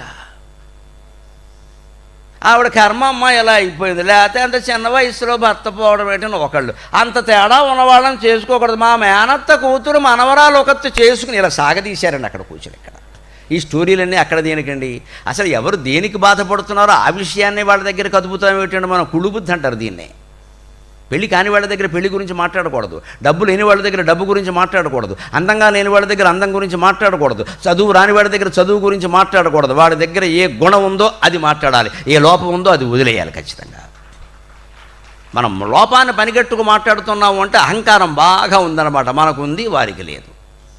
ఈ మధ్య నీ మొహం అలా మారిపోయిందే అంటుంది ఒక ఆవిడ. ఈవిడ అందంగా ఉంది, ఆవిడ లేదనమాట. ఆ మాట నువ్వు అందంగా లేవనే విషయం ఆవిడికి తెలియజేయ. ఎందుకంటే ఈవిడకు బ్యూటీ క్లినిక్ అడ్రస్ తెలుసు, అర్జెంటుగా ఆ అడ్రస్ ఆవిడకి ఇవ్వాలి. ఆవిడ కూడా 100 మేకప్లు వేసేస్తే అక్కడికి అయిపోతుంది. ఈవిడికి ఈ మొహం ఎలా మారిపోయింది ఆవిడకి ఏదో అనిపించేస్తుంది. అంతవరకు ఏమనిపించలేదు, ఆవిడ బాగానే ఉంది హాయిగా. ఈవిడ అనేసరికి ఏదో అనిపిస్తుంది. నలుగురు అంటున్నారు, నలుగురు అనలేదు, ఒక్కరే అన్నారు. మనమే పెంచేసుకుంటాం ఇది. ఎందుకంటే మనం సౌందర్యాన్ని పెంచుకోవాలని ఉంది మనకి. అందుకని మనం ఏమంటాం, అనుకూలంగా ఒకరన్నా సరే అందరూ అంటున్నారు, అందరూ అనలేదు, ఒక్కరే అన్నారు. అందుకే ఆత్మజ్ఞాన మార్గంలో ఉన్నవాళ్ళు, జ్ఞానయోగంలో ఉన్నవారు లోకుల విమర్శలని పట్టించుకోకూడదండి. ఒకవేళ అంతగా లోకులు మాట్లాడితే చెప్పవలసిన సమాధానం, భావించవలసిన భావన ఏమిటో తెలుసా? ఎవరి లోకులు నీవుగాక జగన్మాత, ఎవరి లోకులు నీవుగాక, ఎదియో ఏదేదియో వాగుచుంద్రు. ఎవరి లోకులు నీవుగాక, ఎదియో ఏదేదియో వాగుచుంద్రు. విరోధింపక పూనుకొందమన ఎందున్ మిత్రులేయుండబోరు. విరోధింపగ పూనుకొందమన ఎందున్ మిత్రులేయుండబోరు. అవి ఏ చూపులో అందు ఏమి గలదో, అవి ఏ చూపులో అందునేమి గలదో ఆ చింతన కేలనే. ఎవరి లోకులు నీవుగాక, ఎదియో ఏదేదియో వాగుచుంద్రు. విరోధింపగ పూనుకొందమన, విరోధింపగ పూనుకొందమన ఎందున్ మిత్రులేయుండబోరు. అవి ఏ చూపులో అందునేమి గలదో ఆ చింతన కేలనే. భవదారాధన చేసెదన్ జగన్మాత, భవదారాధన చేసెదన్ తొలగనివా దృష్టి దోషములన్. దృష్టి దోషం కలిగిందని అనుమానం వస్తే ఇలాంటి పద్యాలు చెప్పుకోండి, ఇలాంటి మాటలు చెప్పుకోండి. బూడిద గుమ్మడికాయలు ఇంటి దగ్గర కట్టేసి ఏదో జరిగిపోతుంది అనుకోకండి, గుమ్మడికాయ కుళ్ళిపోతుంది అంతే. ఇవాళ నరఘోష గొడవ ఒకటి ఎక్కువైపోయింది. దానికోసం మంత్రాలు, తంత్రాలు, తాయెత్తులు, దిష్టి బొమ్మలు, ఎంత ఖర్చో. మళ్ళీ అక్కడి నుంచి ఏదో కాశీ నుంచి తెచ్చానంటాడు, కాంచీపురం నుంచి తెచ్చానంటాడు. ఇది తెచ్చిన వాడే పెద్ద దిష్టి బొమ్మ. అవి ఇవి తెచ్చి మన నెత్తి మీద పెట్టడం. పైగా మన విచిత్రమైన నమ్మకాలను చైనా వాళ్ళు దోచుకుంటున్నారండి. మన గుడ్డి నమ్మకాలను వాళ్ళు దోచుకుంటున్నారండి. చాలామందికి నమ్మకం ఏమిటంటే పెద్ద పొట్టున్న ఓ బొమ్మ ఇంట్లో ఉంటే కుబేరుట్టువాడు, ఏదో పేరుంది వాడికి, అది ఉంటే బాగా డబ్బులు వస్తాయట. ఆ బొమ్మలు ఎవరు తయారు చేశారమ్మా? చైనా వాడు. ఆలోచించండి, చైనా వాళ్ళు కమ్యూనిస్టులు అమ్మ, వాళ్ళు నాస్తికులు. వాడు దేవుడు బొమ్మలు తయారు చేయడం ఏంటి? నాస్తికుడు తయారు చేస్తాడా? మనం కొంటామా? సిగ్గులేదా? కొన్ని ఆ బొమ్మ పోనీ మన ఇండియాలో కాదండి, చైనా వాడిని పోషిస్తున్నాం. వాడేమో అరుణాచల్ ప్రదేశ్ మొత్తం ఆక్రమిస్తున్నాడు వాడు. మనకు బహుమతి కింద కరోనా పంపిస్తున్నాడు ఇప్పుడు. భారతీయత అంటే అంతే. నువ్వు విపరీతంగా దేన్ని తీసుకోకు, అలాగని వదిలేయకు. ఎంతవరకు తీసుకోవాలో అంతవరకు తీసుకో. అందుకే మనం ఏదైనా పూజ చేసేటప్పుడు ముందు ఏం చేస్తాం? అమ్మ బ్రాహ్మడు ఏం చెప్తాడు, అక్కడికి వచ్చి ఆచమనం చేయండి అమ్మా అంటాడు. కేశవాయ స్వాగ, నారాయణాయ స్వాగ, మాధవాయ స్వాగ అన్నప్పుడు ఏం చేసామో గమనించండి. ఇగో ఆచమనం ఇలా ఉంటుంది సరిగ్గా. 2.5 వేళ్ళు మూసాం, 2.5 వేళ్ళు తెరిచాం. ఈ లెక్క చూసుకోండి ఎలా ఉందో. భారతీయమైన ప్రతి ఆచారంలో భౌతిక, మానసిక, ఆధ్యాత్మిక కోణాలు ఉంటాయి. ఇలా ఉంటే ముందు నీళ్ళు ఇందులో నిలబడతాయి. ఇది భౌతికం. ఇందులో ఆధ్యాత్మికం ఏమిటంటే సగం మూసాం, సగం తెరిచాం. అమెరికా సంస్కృతి అన్నీ బహిరంగమే, అరచేయి తెరిచినట్టుగా ఉంటుంది. కమ్యూనిస్టు సంస్కృతి అన్నీ రహస్యమే, గుప్పిడి మూసినట్టుగా ఉంటుంది. పవిత్ర భారతీయ సంస్కృతి సగం మూసి సగం తెరిచి విచక్షణాత్మకంగా ఉంటుంది. అది మన ఆచమన సంస్కృతి. విచక్షణ. భారతీయ సంస్కృతి గురించి ఒక్క మాటలో చెప్పండి, అందులో 4 అక్షరాలు మించి ఉండడానికి వీల్లేదు అంటే వెంటనే చెప్పచ్చు. విచక్షణ. ఎప్పుడు ఏది చెయ్యాలి, ఎక్కడ మానేయాలి, ఎప్పుడు ఏం మాట్లాడాలి, ఎప్పుడు ఆపేయాలి, ఏ పనిలో ఎంతవరకు పాల్గొనాలి, ఎక్కడ వెనక్కి రావాలి, ఇది తెలుసుకోవడమే భారతీయత. ఇదే ఆచమనం. సరిగ్గా 2.5 ఇగో బొట్టన వేలు మూసాం, చూపుడు వేలు మూసాం, మధ్య వేలు సగం మూసాం, ఈ 2 బయటకు తెరిచాం. 2.5 తెరిచాం, 2.5 మూసాం. లేకపోతే ఆచమనం నిలబడదు. కానీ ఇందులో రహస్యం ఏమిటి అంటే జీవితంలో కూడా ఇంతేనైనా, ఎక్కడ మూయాలో అక్కడ మూయి, ఎక్కడ తెరవాలో అక్కడ తెరువు. నోరేనా అంతే, ఏదైనా అంతే. అన్నిట్లో నోరెట్టుకు వాక్క. అలాగని మాట్లాడకుండా కూర్చోక. మాట్లాడవలసిన చోట మాట్లాడాలి, పరిమితంగానే మాట్లాడాలి, వెనక్కి వెళ్ళిపోవాలి. చేయవలసిన పనులేనా అంతే. పిల్లలకు ఉద్యోగాలు వచ్చేవాళ్ళు ఉద్యోగాలు వాళ్ళు చేసుకుంటారు. రోజు ఓసారి ఫోన్ చేసి నాన్న ఉద్యోగం బాగుందా, నాన్న ఉద్యోగం బాగుందా అంటే 10 రోజులు ఖచ్చితంగా బాగుండదు. ఎందుకంటే నువ్వు అస్తమానం పలకరించేవాడిని. పలకరించకుండా ఉంటే బాగానే ఉంటుంది. మనం 10 సార్లు పలకరిస్తే నేరాలు చెప్తాడమ్మా. అమ్మ వాళ్ళు జీతం ఇస్తున్నారు కానీ ఎక్కువ పని చేయించుకుంటారు మరి ఎక్కువ జీతం ఇచ్చేవాడు చేయించుకోవడా, కూర్చోబెట్టి డబ్బులు ఇస్తాడా? పలకరించకూడదు, అలాగా వారానికి ఒకసారి మాట్లాడాలి అంతే పిల్లలతోటి. వాళ్ళు చేస్తే చేయనివ్వండి, మనం చేసేది అంతే, పెద్దవాళ్ళు వారానికి ఒకసారి అంతే, మాట్లాడకే లోపు చేసుకుని ఉద్యోగం నువ్వు చేసుకుని సంసారం నువ్వు చేసుకో. మాటకి నాకు ఫోన్లు చేస్తావేట ఇక్కడ. భర్త అస్తమాను తల్లికి ఫోన్ చేస్తుంటే పెళ్ళాన్ని లోకు కట్టేసి అమ్మ కూర్చొని గోమె కొడుతుంది కూర్చోబెట్టి ఇక్కడ. అస్తమానం చేయకూడదు అలాగ. భర్త పౌరుషం ఉంటే చేయడం అలాగే. తెలుసుకో, నీ భార్యతో తెలుసుకో, నువ్వు మాట్లాడు. అస్తమానం అమ్మకు ఫోన్ చేస్తావు, బుద్ధి లేదు. పెళ్ళయింది 30 ఏళ్ళు ఉన్నాయి, సమస్య ఉంటే భార్యతో ఆలోచించుకోవాలి. తల్లి దేనికంటే అక్కడ? అబ్బాయి తల్లి కూడా ఇక్కడ మా వాడు నాకు ఏం చెప్పకుండా, ఇది అజ్ఞానం అంటారమ్మా. చెప్పకుండా కొన్ని చేయడమే మంచిది, వాళ్ళ సంసారం మనకు అనవసరం. మనం మఠంలో కూర్చుంటే జపం చేసుకుంటాం, మనకు అది ఇష్టం ఉండదు. అన్నింటిలోనూ వేలెట్టి పీక మీదకి వచ్చాక అప్పుడు స్వామీజీని కలిసి ఏదైనా మంత్రోపదేశం చేయండి. ఇంకేం చేయమంటావు అన్న అయిపోయాక. మంత్రోపదేశంతో ఆ సమస్య పోవాలి. సమస్యను మనం రెచ్చగొట్టింది మనమే, ఎలా పోతుందండి? దాన్ని అది చేయకుండా ఉంటే సమస్య వచ్చేదే కాదు. అందుకని ఎప్పుడు ఈ పనుల విషయంలో ఎలా ఉండాలి అంటే, ఎవరేమంటారనేది పట్టించుకుని కూడా ఇలాగే చైనా బొమ్మలు తెచ్చి పెట్టుకుని దృష్టి దోషం తగిలిందండవు, నరఘోష అండవు, జాతకం బాగులేదండవు, 100 యజ్ఞాలు యాగాలు యాత్రలు, కాళహస్తి వెళ్ళిపోవడం, రాహు దోషం ఉండడం, కేతు దోషం ఉండడం. రాహుకు కేతువులను మించిన పెద్ద శనిగ్రహం వీడి బుద్ధిలో ఉంది. ఆ బుద్ధి మార్చుకోడు వీడు. అది కాళహస్తి వెళ్ళినా పోదు, కాకినాడ వెళ్ళినా పోతుంది. మన బుద్ధిలో ఉంది ఆ దోషం, అది మార్చుకోమండి. అక్కడికి వెళ్ళి గొడవెట్టేస్తాం. రాఘువో కేతువో ఇచ్చాడు, మన బుద్ధిలో ఉంది దోషం అంతా. అనవసరంగా వ్యవహారంలో వేలెట్టమని నీకు ఎవడు చెప్పాడు?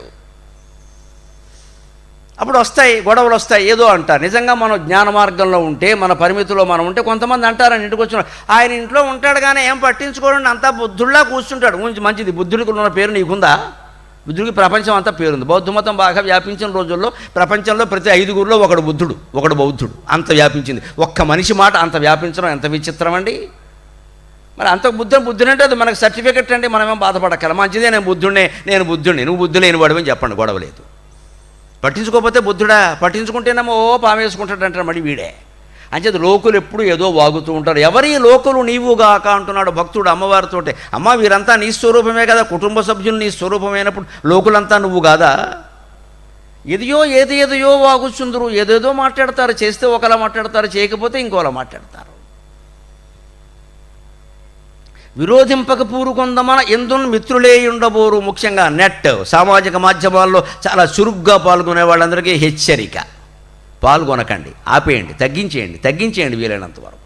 ప్రతి వాడు ఏదో వాగ్గానే మనం అక్కడ పెట్టక్కర్లేదు, అవసరం లేదు. ప్రతి దానికి సమాధానం చెప్పక్కల. మన్నే అంటే అనుకోని ఏమిటి పెద్ద విషయం ఎక్కడ? వాడు ఒక్కడైనా ప్రపంచంలో ఉన్న జనాభా 800 కోట్లు, అందులో తెలుగు వాళ్ళు 12 కోట్లు, అందులో ఈ సామాజిక మాధ్యమాల్లో పాల్గొనే వాళ్ళు 1,00,000 మంది కూడా ఉండరు, 10,000 మంది కూడా ఉండరు. అందులో మనకి వ్యతిరేకంగా పెట్టేవాళ్ళు 3 4. వాడికి మనం జవాబు ఇచ్చేది ఏంటండి? తీసిపారాయి. వాళ్ళు దాన్ని చూడం, ప్రతిదీ పట్టించుకోవాలి. అక్కడి నుంచి ఇలా అన్నారు అలా అన్నారు, ఇంక రెచ్చిపోవడం. ఇక్కడ మనం ఏదో అండం, వాడేదో అండం, ఓ పెద్ద చర్చ, టీవీలో చర్చ, 3 బోడిగుళ్ళు 6 బట్టదారులు కూర్చుంటాయి అక్కడ. వాళ్ళ కాలక్షేపం అయింది ఇక్కడ. ఓ వార్త దొరికింది, మళ్ళీ ఇంకో వార్త దొరికే వరకు ఇది వేసుకుంటారు ఇక్కడ. ఎందుకు మనం అవకాశం ఇవ్వాలి? మనం జ్ఞాన మార్గంలో ఉన్నాం, మనం ఏం చేయదలుచుకున్నామో అదే చేస్తాం. ఎక్కడ ఆపేయాలో అక్కడ ఆపేస్తాం, వాడేమని అనుకొని మనకు అనవసరం. ఎందుకంటే విరోధించడం మొదలు పెడితే ఎక్కడ మిత్రులు ఉండరని ఇంక అందరితోనే తగాదాలే మిగులుతాయి. ఎవడో ఏదో అంటూనే ఉంటాడు. మన దగ్గర వాళ్ళు కుటుంబ సభ్యులు కూడా అంటారు, చేస్తే ఒకలా అంటారు, చేయకపోతే ఇంకోలా అంటారు. అంటే అవి ఏ చూపులో అందు ఏమి కలదో ఆ చింత నాకేలనే, ఆ చూపులేమిటి, అందులో ఏముంది అనే బాధ నాకు ఎందుకమ్మా అనవసరంగా. భవదారాధన చేసేదన్ తొలగనీవా దృష్టి దోషం మూలన్. నేను నీ ఆరాధన చేస్తూ ఉంటా, ఎప్పుడు శ్రీమాత్రే నమః శ్రీమాత్రే నమః శ్రీమాత్రే నమః అంటూ ఉంటా. అందుకని ఈ దృష్టి దోషాలు పోగొట్టమని అమ్మవారికి శారదామాతకి దండం పెట్టడమ్మా. ఈ బొమ్మలు దెమ్మలు ఇంట్లో పెట్టు కూర్చోవద్దమ్మా. శారదా రామకృష్ణుడు వివేకానందుడు బొమ్మలు ఇంట్లో ఉంటే, విగ్రహాలు ఇంట్లో ఉంటే స్ఫూర్తి పొందగలిగితే 3 కోటి దేవతల కంటే ఈ 3 గొప్ప దేవతలండి. అందుకని లోకుల మాటలు పట్టించుకుని అంత బాధపడవలసిన పని లేదు. సహజంగా వాళ్ళ మాటలు వినగానే మనకు వ్యాకులత కలుగుతుంది, మనస్సు వ్యాకులత కలుగుతుందమ్మా. సంసారంలో సమస్యలకు కూడా వ్యాకులత కలుగుతుంది. ఆ వ్యాకులత్వాన్ని ఒక అవకాశంగా తీసుకోవాలి. మనస్సు వ్యాకులం అవ్వడం, చిత్త సంక్షోభం కలగడం ఒక రకంగా మంచిది. ఎందుకో తెలుసా? మీ స్వానుభవాలు మీరే ఒక్కసారి పరిశీలించుకోండి. ఆపద కలిగినప్పుడు భగవంతుడి మీద భక్తి కుదిరినట్టుగా సుఖంగా ఉన్నప్పుడు కుదరదండి, అనుమానం లేదండి. కష్టం వచ్చినప్పుడు మనం భగవంతుడి గుళ్ళోకి వెళ్ళి దండం పెట్టినట్టుగా సుఖం వచ్చినప్పుడు పెట్టమండి. మర్చిపోతాం సహజంగా. పైగా మళ్ళీ ఎవరన్నా కనపడితే ఏదో దేవుడు దయ వల్ల అంటాం, దేవుడిని మర్చిపోతామండి. ఈ అండం ఎందుకంటే అవతల వాడు మెచ్చుకోవడానికి, మనకు అహంకారం లేదని వాడు అనుకోవడానికి. కానీ నిజంగా మనస్సు వ్యాకులమైతే, కష్టం వస్తే, దుఃఖం వస్తే వెంటనే గుళ్ళోకెళ్ళి ఏడుస్తూ ఉండే. ఖచ్చితంగా వ్యాకులత కలగడం, సంక్షోభం కలగడం అనేది అన్ని విధాలా మంచిది. అది భగవంతుడికి మనని దగ్గర చేరుస్తుంది ఖచ్చితంగా. ఎందుకు వచ్చింది ఈ వ్యాకులత? భగవంతుడి నుంచి జారిపోవడం వల్ల. నీ పాదంబుల నుండి జారిపడి మున్నీరైన సంసారమందు ఏ పాపంబు వసించియుంటిని భవానీ. నీ పాదంబుల నుండి జారిపడి మున్నీరైన సంసారమందు ఏ పాపంబు మునింగియుంటిని భవానీ. ఈ మోహముల్ దాహముల్ శాపాలయ్యను జీవితమునకు, ఈ మోహముల్ దాహముల్ శాపాలయ్యను జీవితమునకు, ఈ మోహముల్ దాహముల్ శాపాలయ్యను జీవితమునకు. నీ చాపంబుగా చిత్తమున్ రూపుందాల్పగనిమ్ము, నీ చాపంబుగా చిత్తమున్ రూపుందాల్పగనిమ్ము. కోరికల నిర్మూలంబుగా జేయగన్. వ్యాకులత కలగ్గానే భక్తుడు చేయవలసిన ప్రార్థన ఇది. నీ పాదంబుల నుండి జారిపడి, భగవంతుడి పాదాల నుంచి జారిపడ్డం అంటే ఏదో కాలు జారడం కాదు. ఇక్కడ మనస్సు భగవత్పాద ధ్యానం నుంచి జారిపడింది, పక్కకి వెళ్ళిపోయింది. స్వయంభూలింగం దగ్గర ఉండవలసిన మనస్సు సోమవారం సాయంత్రంలోకి వెళ్ళిపోయింది. ఇక ఏదేదో ఆలోచిస్తోంది.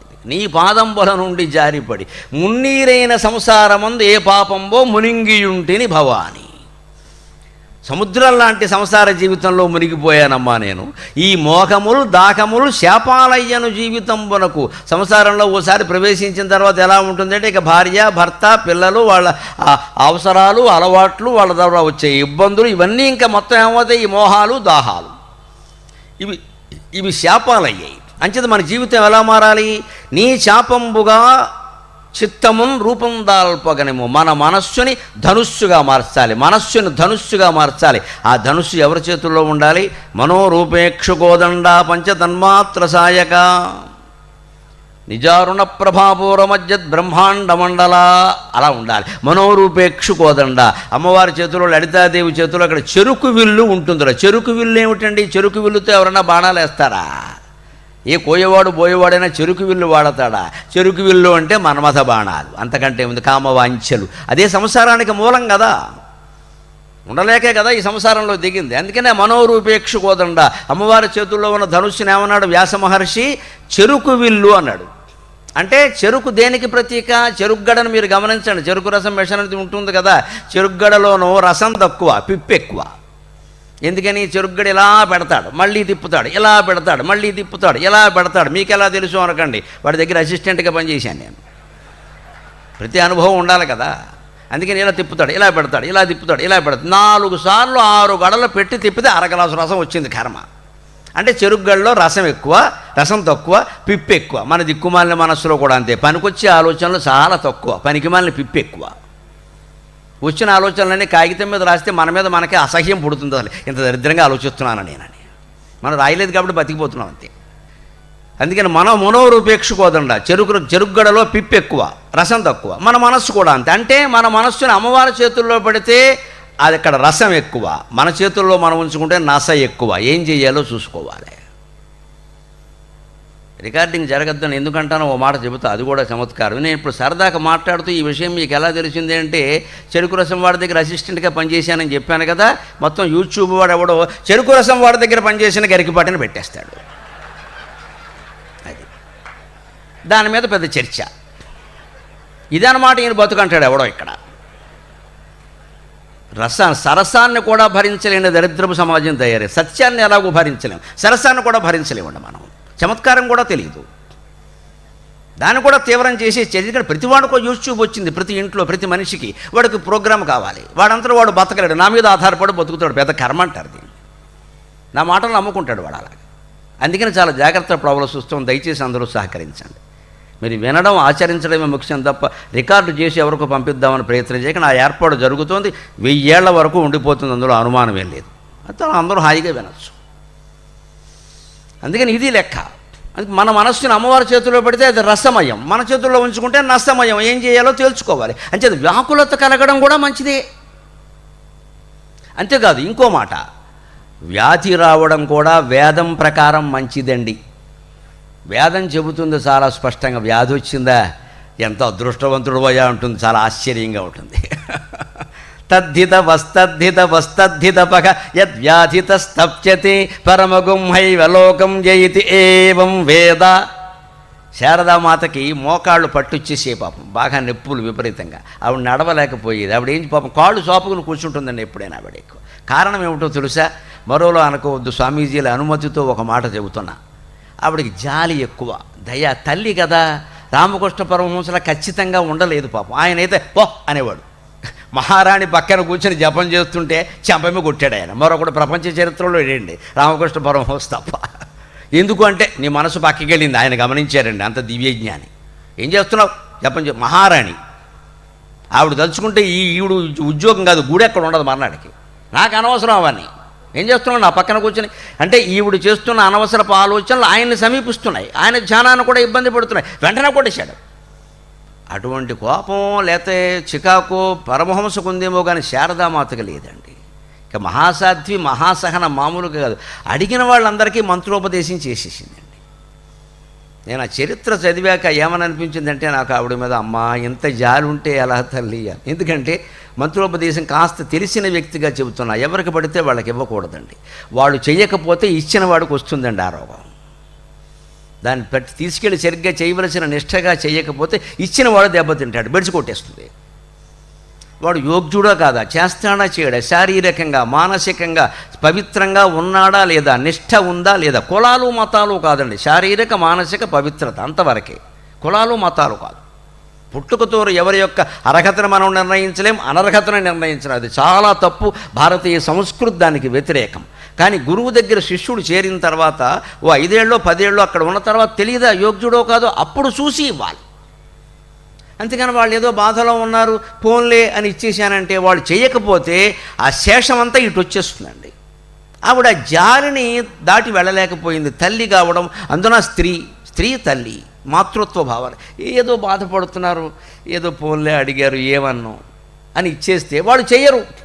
పైగా మేము చేయలేమని చెప్పడం ఎప్పుడు 5 ఏళ్ళు అయ్యాక వచ్చి, చరిత్రలో ఉందా విషయం. 5 ఏళ్ల తర్వాత వచ్చి ఒకవాడు నేను చేయలేకపోయా, నీ ఇల్లు బంగారం కానీ ఇప్పుడో చెబుతావు. చేయలేకపోతే వెంటనే చెబితే ఆవిడైనా చేసుకుంటుంది. మంత్రోపదేశం తీసుకున్నాక దాన్ని మానకూడదండి, దీక్షది. ఇది మరమరాల కొట్టు కాదు మంత్రోపదేశాలంటే. అంచేత స్వామీజీలను కనీసం చిన్నవారిని కొంతమంది నా సోదరులుగా భావించి చెబుతున్నా, మీకు ఏ మంత్రం తెలిసినా దయచేసి ఇచ్చేకని చాలా ఇరుక్కుంటారు, ఇబ్బంది అది.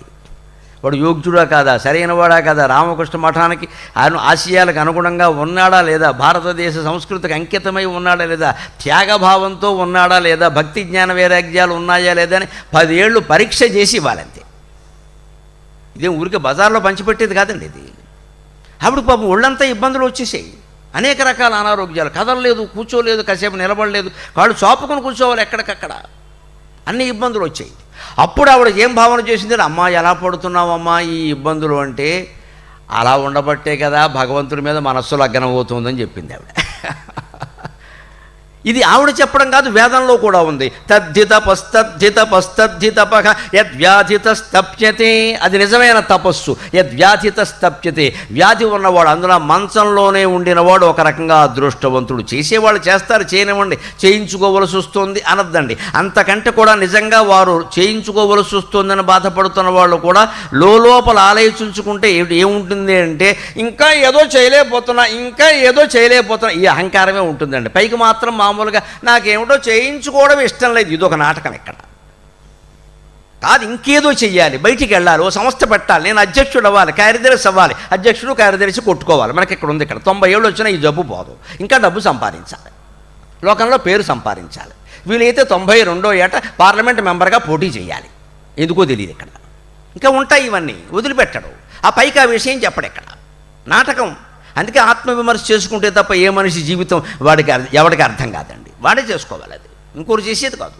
ఆవిడ చేసుకుని స్పష్టంగా నిజమే నాకు జాలి కలిగింది, ఇచ్చాను, కానీ నాకు ఇది మంచి అవకాశం, నేను ఇలా ఉన్నాను, పోన్లే ఎక్కువ ప్రయాణాలు చేయలేను కదా, మానేస్తాను, జపం చేసుకుంటాం. వేదం చెప్పిన మాట యత్ వ్యాధితస్తప్యతే, మంచంలో ఉన్నావు జపం చేయొచ్చు కదయ్యా, మనస్సు ఉంది కదా, కోమాలోకి వెళ్ళిపోలేదు కదా, మనస్సుతో జపం చేయొచ్చు కదా, నమ శివాయ అనడానికి మోకాలు దేనికండి? పరముగం ఐవలోకం జయతి ఏవం వేద. గమనించుడుగాక ఈ మాట. ఆ విషయాన్ని తెలుసుకున్నవాడు పరమలోకాలు ఎందుకుంటాడో అని వేదం చెప్పిందమ్మా. అదే మాట శారదాదేవి చెప్పింది. ఇప్పుడు శారదా వచనామృతం అంటే చతుర్వేద సారమైన అమృతం, అది మనం గ్రహించాలి. చతుర్వేద సారమైన అమృతం మామూలు విషయం కాదు. ఇంకో మాట చెప్పింది ఆవిడ, అమ్మా కర్మఫలాలు ఉంటాయి కదా, సరే పుణ్యాన్ని ఎలాగో మనుషులు అనుభవిస్తారు, వాళ్ళు ఎవరు పాపకర్మ కూడా అనుభవించాల్సిందే కదా, మరి మీరేమో నామస్మరణ చేయమంటున్నారు, నిరంతరం చేస్తే పాపాలు పోతాయంటున్నారు, మరి ఎలాగ కర్మఫలం అనుభవించక తప్పదు అని కొందరు చెబుతున్నారు, నామస్మరణ వల్ల జపం వల్ల పాపాలు పోతాయని కొందరు చెబుతున్నారు, జపతో నాస్తి పాతకం అనే మాట కూడా ఉంది. ఏది నిజం అని అడిగితే ఆవిడ చాలా చక్కని ఉదాహరణ సహా సమాధానం చెప్పిందండి. నిజంగానే నిరంతర నామస్మరణ వల్ల పాపాల తీవ్రత తగ్గుతుంది, జప తీవ్రత పాపానుభవ తీవ్రతను తగ్గిస్తుంది. ఆవిడ చెప్పిన ఉదాహరణ ఏమిటంటే కాలు విరిగిపోయే చోట వేలు తెగుతుందమ్మా అని చెప్పింది ఆవిడ. ఖచ్చితంగా అది తేడా. అందుకే జాతకాల్లో ఎప్పుడు ఎలా ఉంటుందంటే, మీరు నెల జాతకాలు లేదా ఏడాదికి ఒకసారి చూసుకోండి అమ్మా. మహా ఇబ్బంది వస్తే నెలకి చూడండి, కానీ వారఫలాలు దినఫలాలు చూడకండి. వారఫలాలు చూడడం అంటే అష్టమ శని, రోజు చూడడం అంటే ఏలినాడు శని. ఏ రంగు మంచిది, ఏ అంకె మంచిది, దిక్కుమాలిన ఆలోచన అంటారు. మొత్తం బిర్వేధవలం అయిపోతాం. నెలకెందుకు అవసరం అంటే అది కూడా అవసరమైతేనే. చంద్రుడు నెలకోసారి నక్షత్రం మారిపోతుంది కదా ఖచ్చితంగా. అందుకని దాన్ని బట్టి కొన్ని ఉంటాయి. అది కూడా ఆ రాశిలో ఉన్న వాళ్ళందరికీ ఏమి ఉండవు అక్కడ, కొంతమందికే ఉంటాయి, కొంతవరకే ఉంటాయి. దానికి అంత కంగారు పడిపోక్కర్లేదు. ఇక్కడ ఏదో జనవరి నెలలో ప్రయాణాలు జాగ్రత్తగా ఉండు, మానేక్కర్లేదు మొత్తం. ఇక్కడ ఇంట్లో కూర్చున్నా జరుగుతుంది. అది జాగ్రత్తగా ఉండు. అప్పుడు ఏమవుతుంది, జాగ్రత్తగా ఉండడం వల్ల ఒకటి, మనం నిరంతర భగవంతుడిని స్మరించడం వల్ల ఒకటి, కాలు తెగే చోట వేలు తెగుతుందండి అంటే జాతకాల్లో ఏముంటుందంటే ప్రమాదం జరుగుతుందని ఉంటుంది. కానీ కాలు తెగుతుంది, ఆర్థోపెడిక్ ఆసుపత్రికి, ఫలానా ఆసుపత్రికి జరిగి దేవీ చౌక్లో ఉండే ఆసుపత్రికి ఇన్ని ఉండవు జాతకాల్లో. ఎక్కడ ప్రమాదం జరుగుతుందనే ఉంటుంది అంతే. ప్రమాదం అంటే ఏమిటి? వేలు తెగడము ప్రమాదమే, కాలు విరగడము ప్రమాదమే, పెద్దది చిన్నదవుతుంది. ఇప్పుడు భగవన్నామ స్మరణ ఎంత గొప్పదండి నిజంగా. జాతకాలు ఎలా ఉన్నా సరే, అది శారదామాత చెప్పిన మాటమ్మా. ఆ నామస్మరణ చేయండి, నామస్మరణ చేయండి. అన్ని జాతకాలు తిరగబడిపోతాయి. ఒక్క మాట అనుభవం ఉన్న వ్యక్తిగా చెబుతున్న శాస్త్రం చదివిన వ్యక్తి, గృహబలం కంటే ముహూర్త బలం కంటే దైవ బలం చాలా గొప్పది, దైవ బలం చాలా గొప్పది. దేవుడు వీటన్నింటినీ నియంత్రిస్తున్నాడు. ఆ దైవాన్ని మన మనస్సులో నిరంతరం స్మరిస్తుంటే ఏ అష్టగ్రహ కూటమి, ఏ ఏల్నాడు శని, ఏ రాహు కాలం మన ఏమీ చేయలేదు. అంచేత ఖచ్చితంగా తీవ్రత వల్ల తగ్గుద్దానికో ఉదాహరణ చెప్పింది ఆవిడ దేవీ భాగవతంలోది. సురతుడు అని ఒక రాజు ఉంటాడు. సురతుడు, ఆయనకి యజ్ఞాలు పిచ్చి. ఎవడు పిచ్చి వాడికి ఆనందం కదా, యజ్ఞాలు చేయొచ్చు తప్ప. ఇక జీవితం అంతా యజ్ఞాలే, ఇంకా ఓవర్ యాక్షన్ అంటారు దీన్నే. మాటికి బ్రాహ్మణులు కనపడక కొత్త యజ్ఞం చెప్పండి, కొత్త యజ్ఞం, పరిపాలన మానేశాడు, యజ్ఞాలు మానేశాడు. ఇక్కడ వీళ్ళదేం పోయింది, శుభ్రంగా చెప్పేసేసి మొత్తం మీద ఎవరు ₹1,00,000 వాళ్ళు పట్టుకుపోయారు. చివరికి ఎవడో చెప్పాడు ఈయనకి, ఒక యాగం ఉందండి, 1000 మేకల్ని బలి ఇచ్చి మీరు యాగం చేస్తే స్వర్గానికి రాజు అవుతారన్నట్టు. ఈయన ఏదో సరదా పుట్టిని చెప్పేసి ఈయన అడిగేశాడు, ఆయన చెప్పించాడు 1000 మేకలు. ఆయన పేరు సురతుడు. ఆయన నమ్మి 1000 మేకల్ని బలి ఇచ్చి యజ్ఞం చేశాడు. కానీ ఆయన గొప్ప దేవీ భక్తుడు ఆ రాజు. ఈ 50 అదే మనలో కూడా చాలామంది ఉంటారు. అక్కడ బలహీనత వల్ల కొన్ని తప్పులు చేస్తూ ఉంటారు. కానీ ఎప్పటికప్పుడు ఆలోచించుకుని ఏమిటో చేయకుండా ఉండలేకపోతున్నాం, మనస్సు ఏమో చెబుతూనే ఉంది, అయినా ఇది మంచిదేనండి. కనీసం మనస్సు చెబుతుందని అంగీకరిస్తున్నాడు కదా, రేపైనా మారతాడు. ఆ వ్యక్తిని మీరు దూషించద్దు, దాన్ని దారిలోకి తీసుకురండి. ఎందుకంటే పూర్తిగా చెడిపోయిన వాడు కంటే సగం చెడినవాడు మంచివాడు. ఆలోచిస్తున్నాడు కదా, కనీసం చెడిపోతున్నాడని తెలుసుకుంటున్నాడు, తప్పని తెలుసుకుంటున్నాడు. కాబట్టి ఖచ్చితంగా రేపైనా దారిలోకి వస్తాడు. అందుకని ఈ సురతుడికి నిత్యం దేవీ భాగవతం చదవడం, యజ్ఞం చేయడంతో పాటుగా అమ్మవారి నామస్మరణ అవన్నీ అలవాట్లు ఉన్నాయి, బాగా చేస్తూనే ఉన్నాడు. ఆ పుణ్యం అతన్ని కాపాడు ఏం చేసింది తెలుసా, తర్వాత జన్మలో అతను పశువుల కాపరిగా పుట్టాడు. అందున గొర్రెలు మేకల కాపరిగా పుట్టాడు. ఒక 1000 మేకలు పైగా ఆయన కాపలా కాయవలసి వచ్చింది. ఏ మేకలు? ఈయన చేతిలో యజ్ఞంలో పూర్వంలో చనిపోయిన మేకలు. అవి మళ్ళీ మేకలై పుట్టాయి. ఈయన మేకల కాపరై పుట్టాడు. సరిగ్గా ఆ మేకలన్నీ ఒకరోజు ఇలా కాపలా కాస్తూ వాటిని ఏదో రెండింటిని కర్ర పెట్టి కొట్టేసరికి మొత్తం మేకలన్నీ కూడా మేకల సంఘం అని ఒకటి పెట్టేసి మొత్తం వచ్చి ఈయన మీద దూకి చంపేశాయి.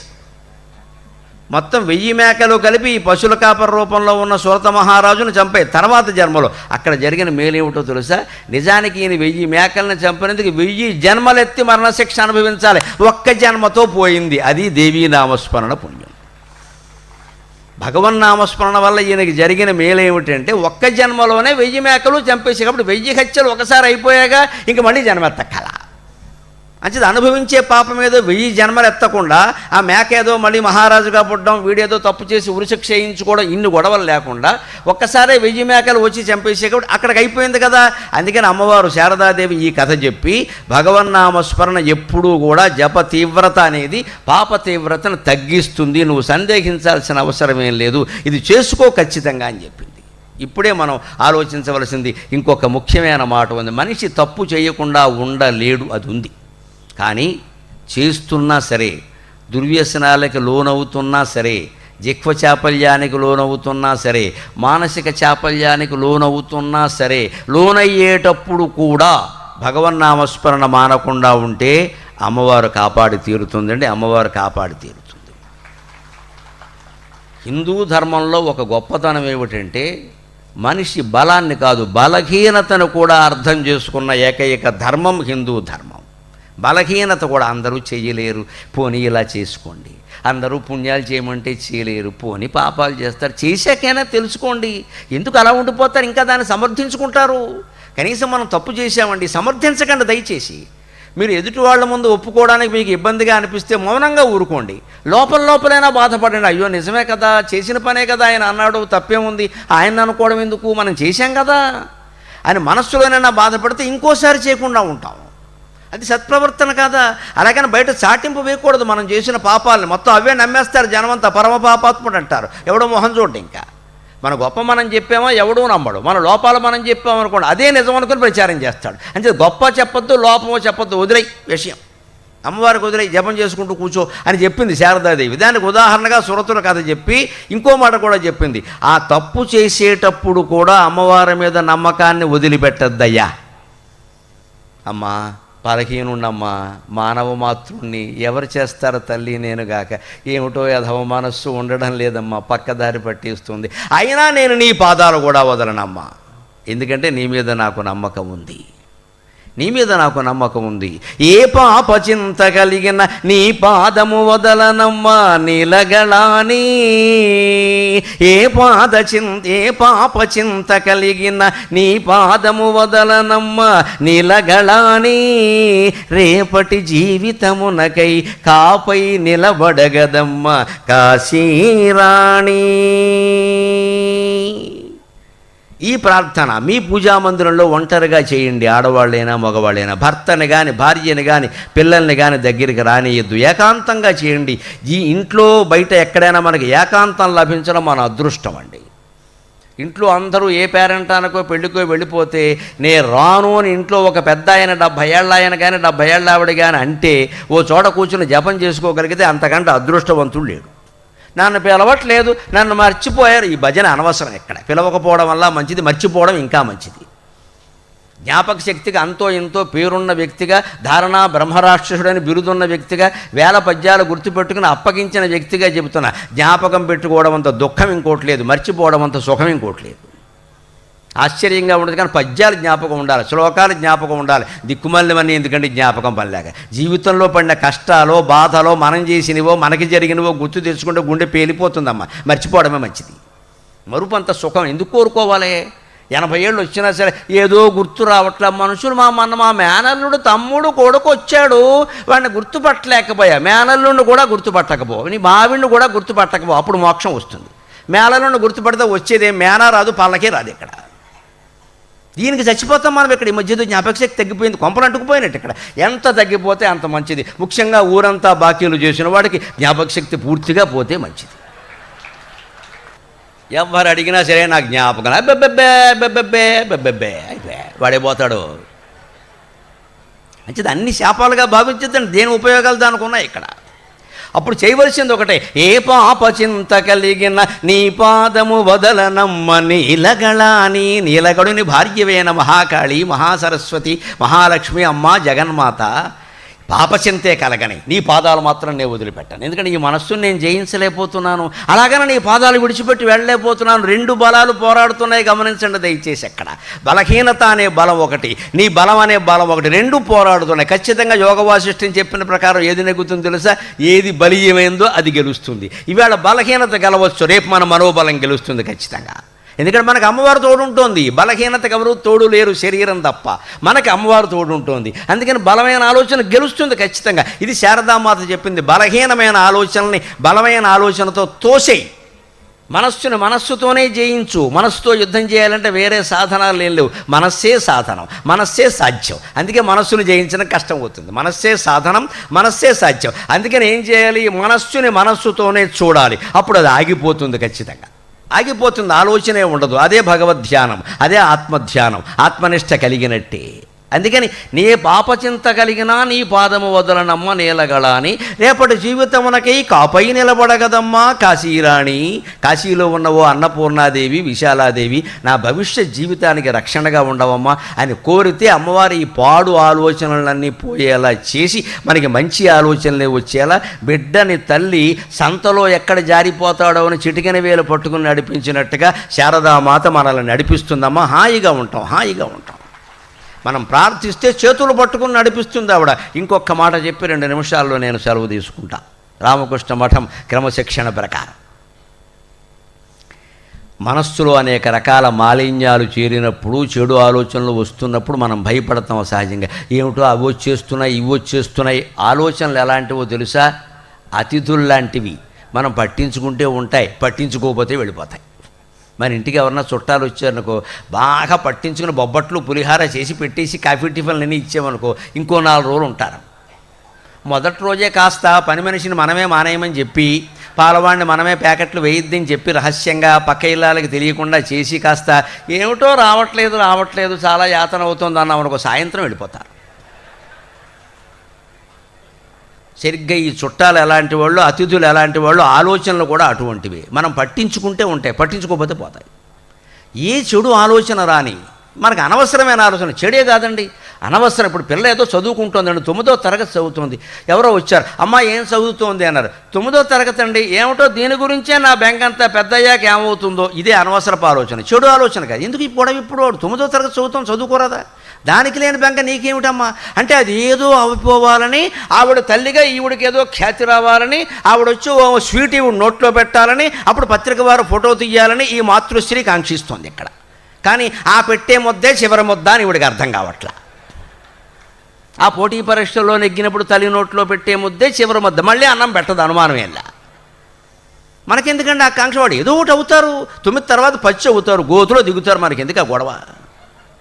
పరిచయం ఊరికి ఈ అమ్మాయి ఎవరు అని అడిగినందుకు ఇంత పొడుగు చెప్పాలా? అలాగే కొడుకు, మీ అబ్బాయి అని, మా అబ్బాయి అనండి, పెళ్ళి అవ్వట్లేదు, అనవసరంగా వాడిని అవమానించడం. పెళ్లి కాని ప్రసాద్ అయిపోయాడు వాడు. ఎవరు చెప్పమన్నారు నిన్ను? పోనీ వీడేమైనా సంబంధాలు చూస్తాడా వచ్చినవాడు? లేదయ్యా. అలాంటివి ఏమైనా పెళ్లి మ్యాట్రిమోనీ ఉంటే వాళ్ళకి చెప్పు. ఏం వచ్చినవాడి దగ్గరికి మా అబ్బాయి అనండి, పెళ్ళి అవ్వట్లేదు, నేను ఎవరు చెప్పమన్నారు? ఈ పరిచయం, బయోడాటా అంతా ఏమిటి ఇక్కడ? ఇంకో 2 సార్లు కనిపిస్తాడు, 3వ సారి వాడు కనపడ్డా, మా అమ్మందరికీ నన్ను పరిచయం చేస్తుంది ఎలాగా అని మానేస్తాడు. అది వాళ్ళ దగ్గర ఎందుకంటే మన బలహీనత ఇదంతా. అందుకే ఇవి జరిగినప్పుడు ఏం చేయాలి అంటే, ఎప్పుడు మనస్సు మనోమాలిన్యాలు అంటారు వీటిని, ఇవి తొలగిపోలేదని ఎప్పుడు భగవదారాధన మానేయకూడదండి. జ్ఞాన మార్గంలో ఉన్న ఉపన్యాసాలు, ప్రవచనాలు వినడం మానేయకూడదండి.